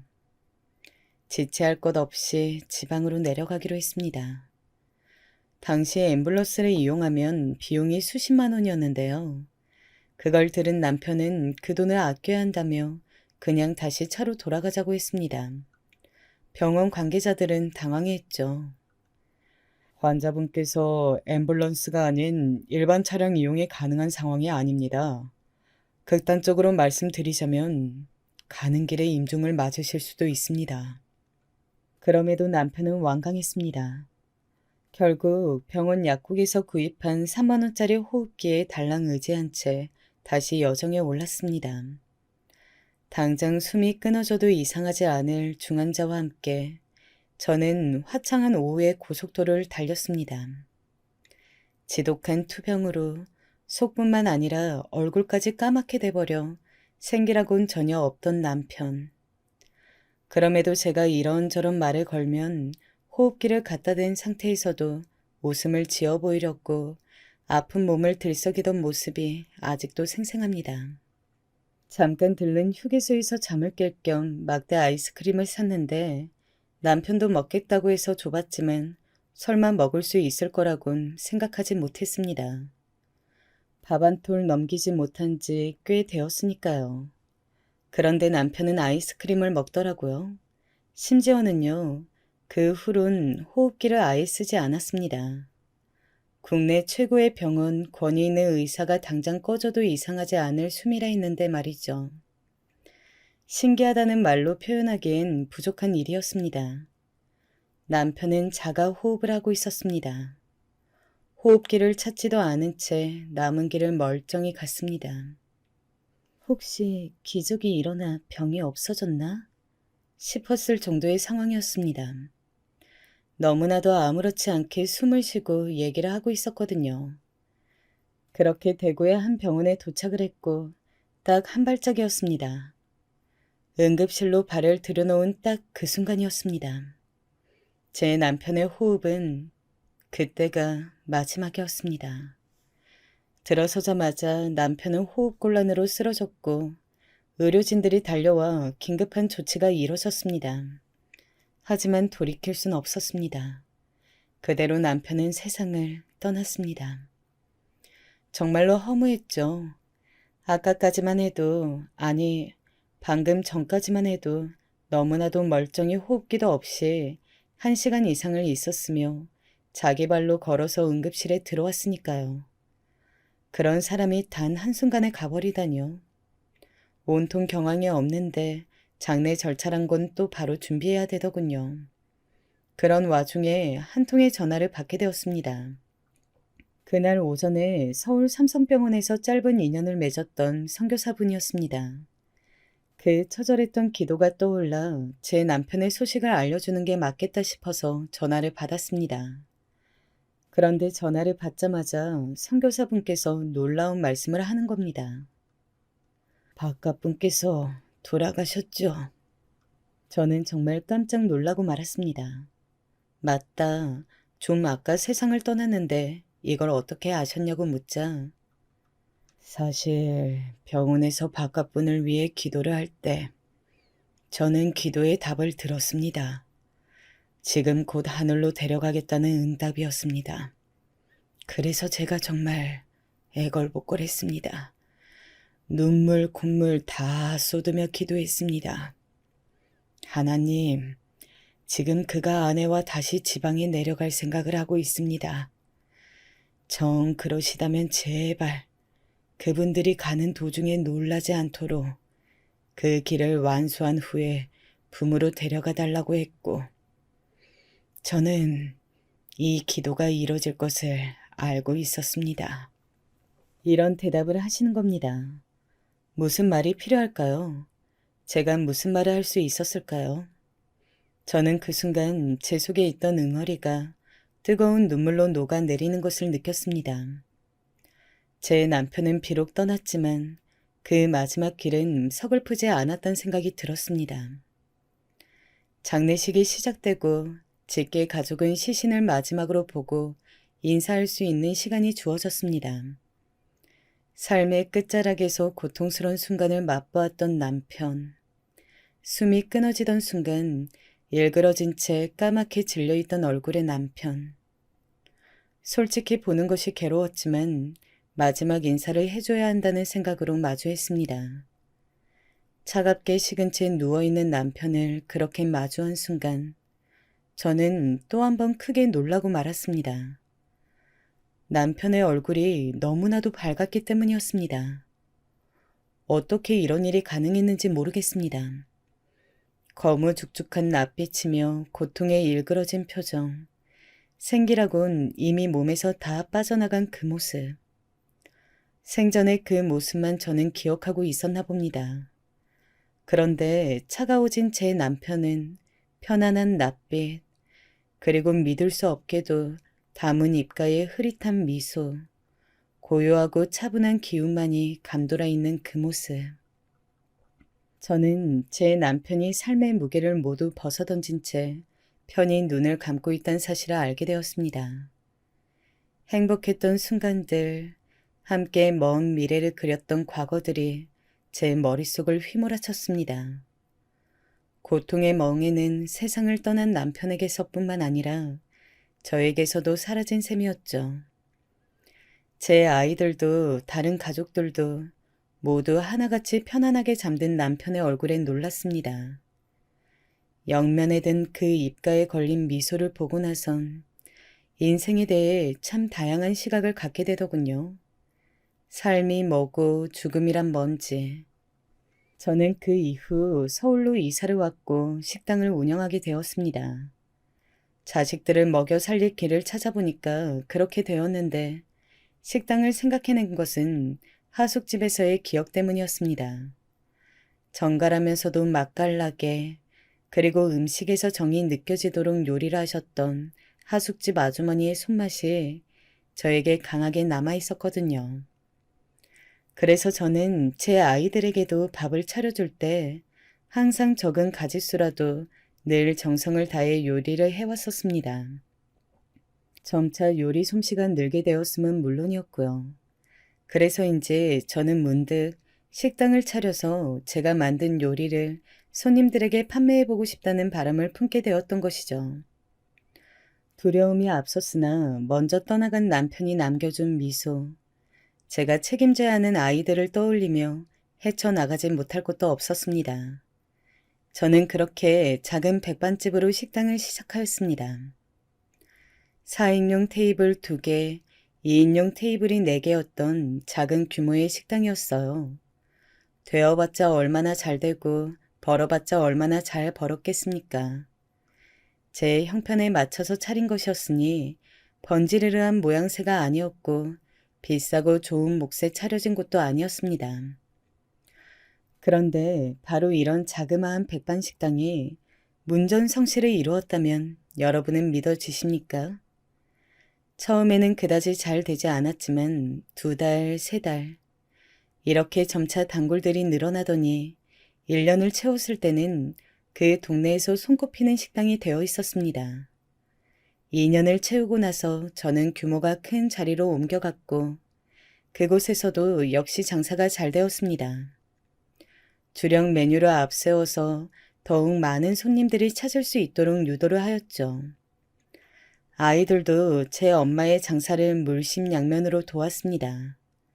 서빙부터 설거지까지 가리는 것 하나도 없이 군소리 한 번 하지 않고 일을 열심히 했어요. 남의 가게가 아니라 우리 가족의 생계가 달린 현장이었으니 저희 세 가족은 마음을 하나로 모아 늘 최선을 다하고 장깨를 부리지 않으며 식당을 운영하였습니다. 방송사에서도 촬영 요청이 여러 번 왔으나 저희는 거절하고 묵묵하게 그날그날의 장사를 해나갔어요. 때가 되었다고 느꼈을 무렵 저는 아이들에게 식당을 직접 운영해보라고 말을 건넸습니다. 내가 이제 일선에서 물러나고 너희 2명이 본격적으로 전두지휘를 하는 게 맞을 것 같다. 이 엄마는 말이지, 아직 이렇게 건강이 허락되고 체력이 받쳐줄 때 따로 하고 싶은 일이 있어서 그래. 그러니까 너희가 이 엄마의 뜻을 따라줬으면 좋겠어. 내심 아이들이 다른 일을 하고 싶어 하지는 않을까 그런 생각도 했었지만 둘 다 저의 의견을 존중해 주겠다고 하였습니다. 고맙고도 다행이었죠. 제가 식당 일을 아이들에게 전적으로 맡기고자 한 것은 저에게는 마음 깊숙한 곳에 사명이 있었기 때문입니다. 남편이 죽은 후로 종종 생각을 해왔어요. 봉사활동을 해보고 싶다고 말이죠. 그래서 저는 이따금씩 보육원을 찾아가서 봉사활동과 물품 기부를 해오기도 했습니다. 본격적으로 봉사활동을 하며 지내고 싶다는 바람을 품은 저는 어쩌다 보니 노숙자분들을 대상으로 하는 무료 급식의 현장에서 활동을 하게 되었습니다. 처음 나갔을 때는 허둥지둥하여서 부끄러운 모습도 보였으나 그 다음번에 나갔을 때는 여러모로 의연해지더군요. 그렇게 무료급식 봉사를 나가던 와중이었어요. 제가 TV를 즐겨본다고 말씀드렸었죠. 잘 보는 예능 중 하나가 미운 오리 새끼라는 프로그램인데 출연자가 20년 전에 인연을 맺었던 하숙집 할머니를 찾는 에피소드가 마침 방영되었습니다.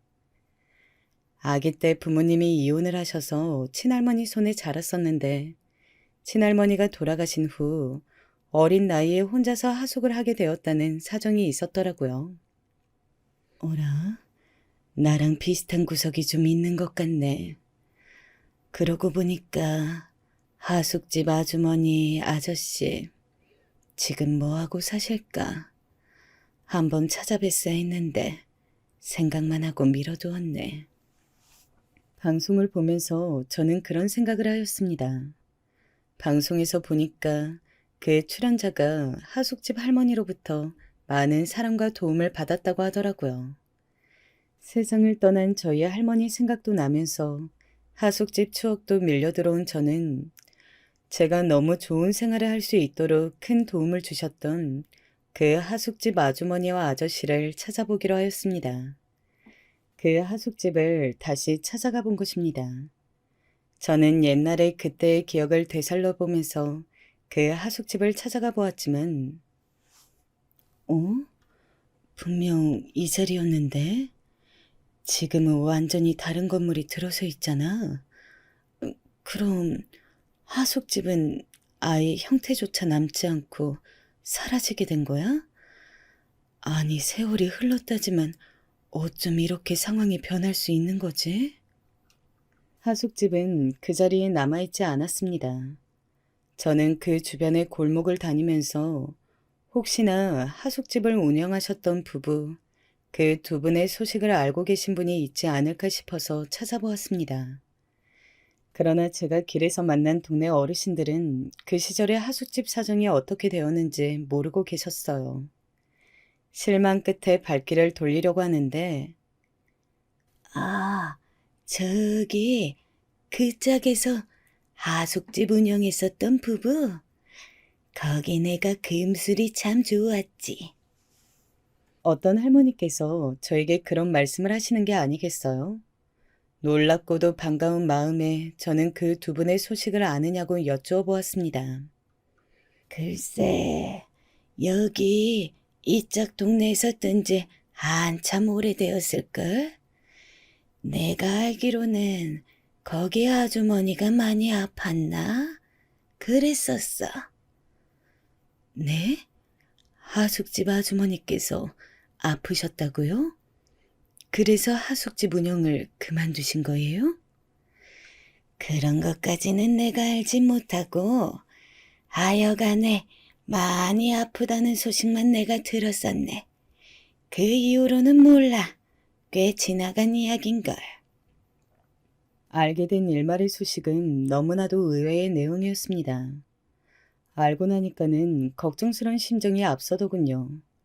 그 이야기를 듣는 것 외에는 아무런 소득도 없이 오래간만에 발에 들이게 된 그 동네를 떠나야만 했습니다. 저는 봉사활동에서 만난 분들과 의기투합해서 무료 밥차를 운영해보게 되었는데요. 저는 어쩌면 그날따라 하숙집 아주머니와 아저씨를 머릿속에 담고 있었는지도 모르겠어요. 그렇기에 놀랍고도 따스한 기적으로 연결이 되었다고 저는 생각을 하고 있습니다. 무료 밥차 앞으로 다가오신 어떤 노숙자 한 분이 계셨습니다. 왜 나만 양을 적게 주는 거야? 나도 그것 좀 더 줘요. 차별하지 말고 더 달라고. 언뜻 보기에도 다른 분들과 결코 양을 적게 배식해드린 것이 아니었는데 그저 막무가내로 우기시는 목소리가 크게 울려 퍼졌습니다.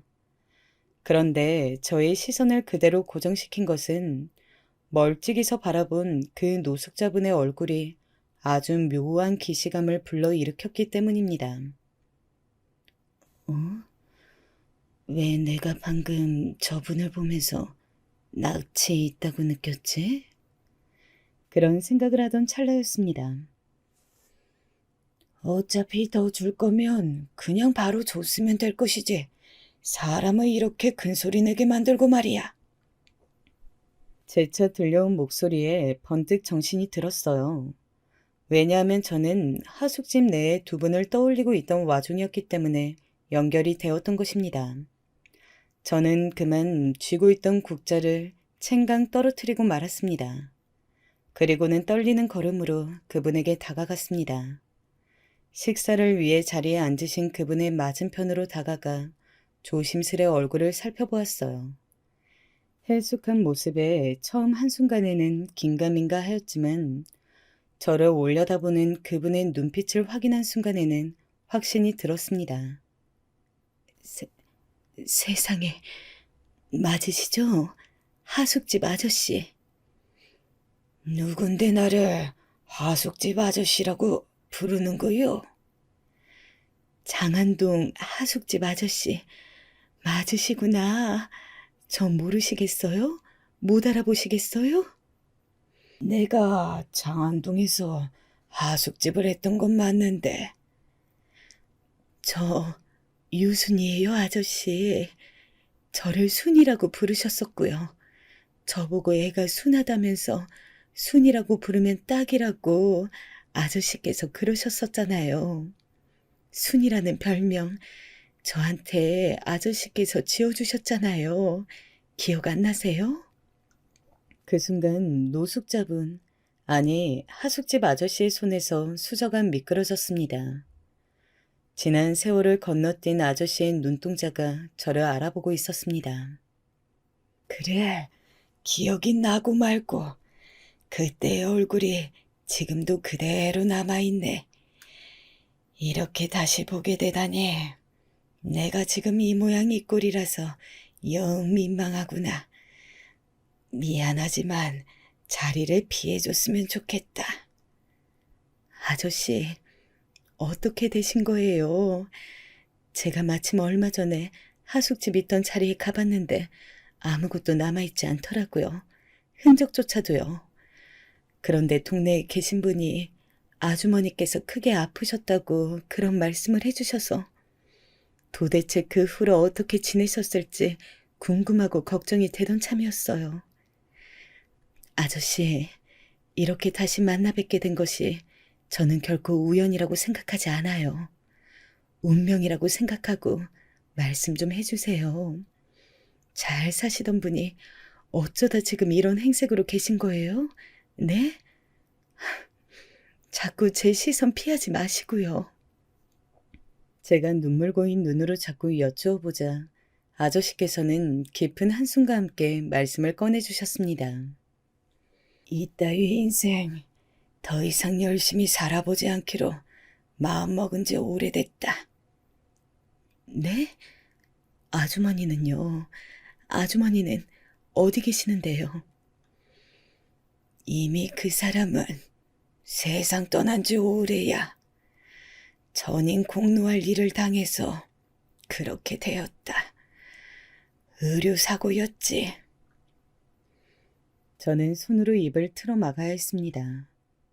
아주머니께서는 비교적 간단한 수술을 받으시던 도중에 의료사고를 당했고 그 후유증으로 고생하시다가 세상을 뜨셨다는 겁니다. 그 충격으로 아저씨께서는 울분으로 해당 병원과 싸우셨지만 결국 연달아 법정 다툼에서 패소를 하셨다고 합니다. 아저씨께서는 어이없는 사고로 하나뿐인 배우자를 잃었을 뿐더러 아무런 보상도 받으시지 못하였고 되려 기나긴 법정 싸움을 진행하느라 막심한 비용을 들이셨어야만 했다고 합니다.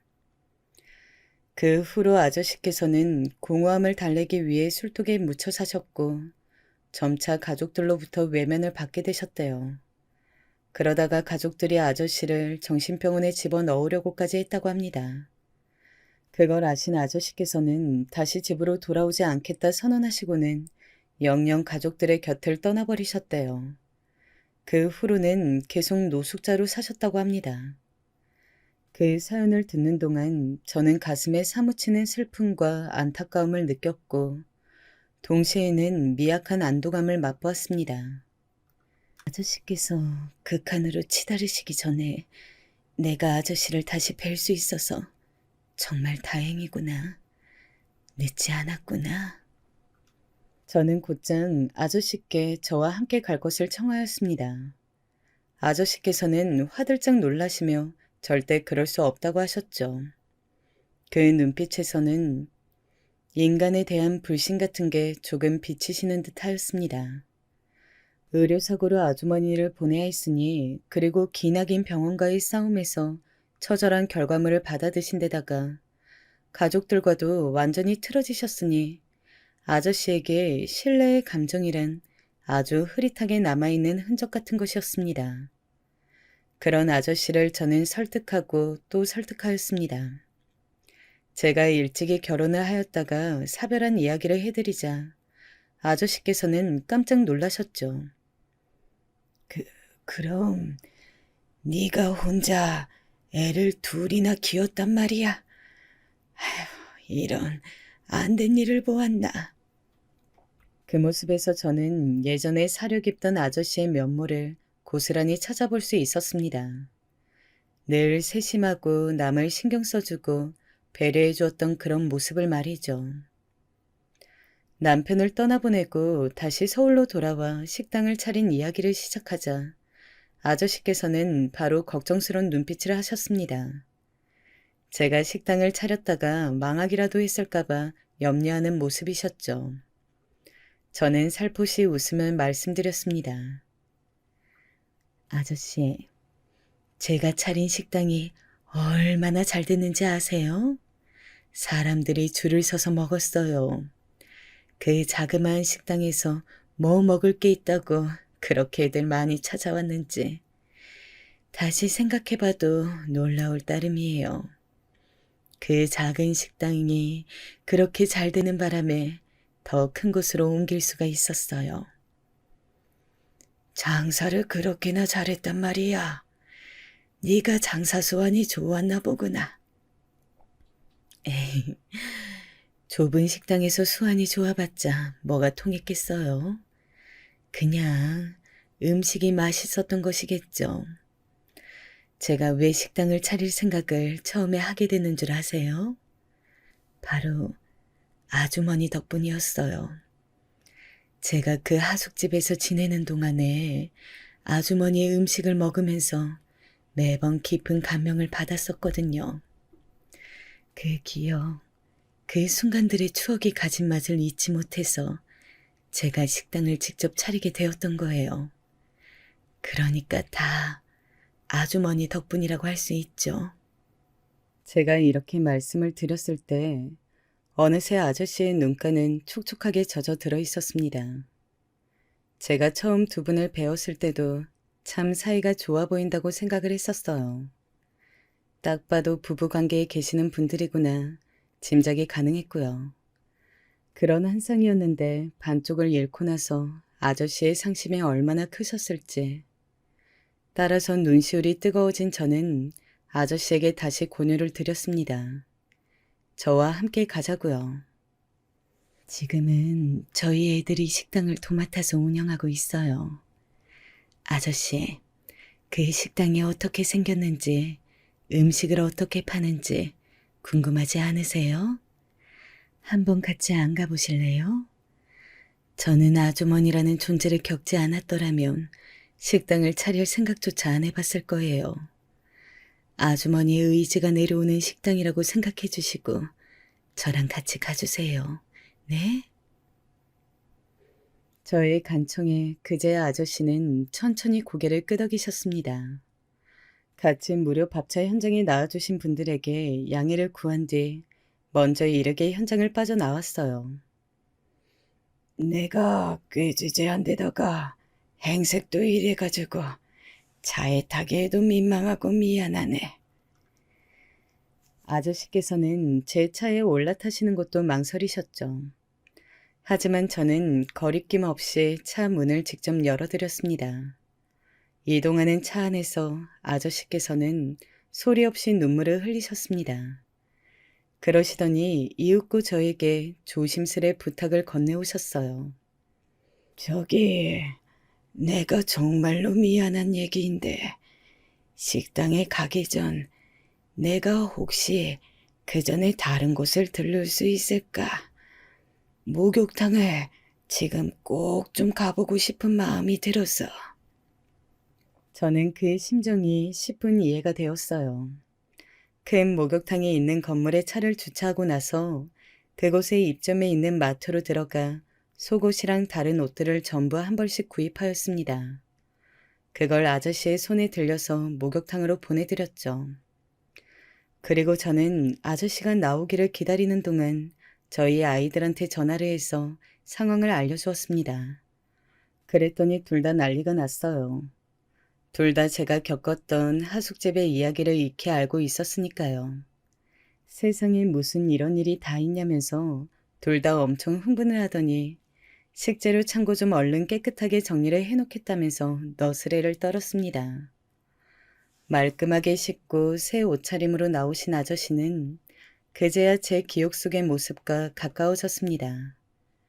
아저씨께서는 다시 차에 타시자마자 눈물을 훔치셨어요. 나의 궁핍과 결핍을 핑계 삼아서 내 스스로를 학대하고 또 주변의 모든 이들에게 행패만 부리며 지내온 것만 같아서 너무나도 부끄럽고 수치스럽고. 아주머니께서 돌아가신 이후 아저씨께서는 고독한 방황을 하시며 많은 후회도 남기신 모양이었습니다. 지나간 나를 아쉬워하기보다는 살아갈 나를 반기는 아저씨의 모습을 보고 싶다는 바람을 품은 채로 저희 식당에 도착할 수 있었어요. 저희 아이들이 번듯한 자세로 나와서 아저씨를 맞이해 주었습니다. 식사 때가 아니었는데도 손님들이 꽤 많은 모습을 보면서 아저씨는 아주 놀란 표정을 지어 보이셨어요. 저랑 같이 저희 식당에 마주 앉아서 밥을 한 끼 나눠 드셨습니다. 이렇게나 잘 살고 있다는 것만으로도 너는 내 인생에서 스쳐간 모든 인연들에게 화답을 한 셈이야.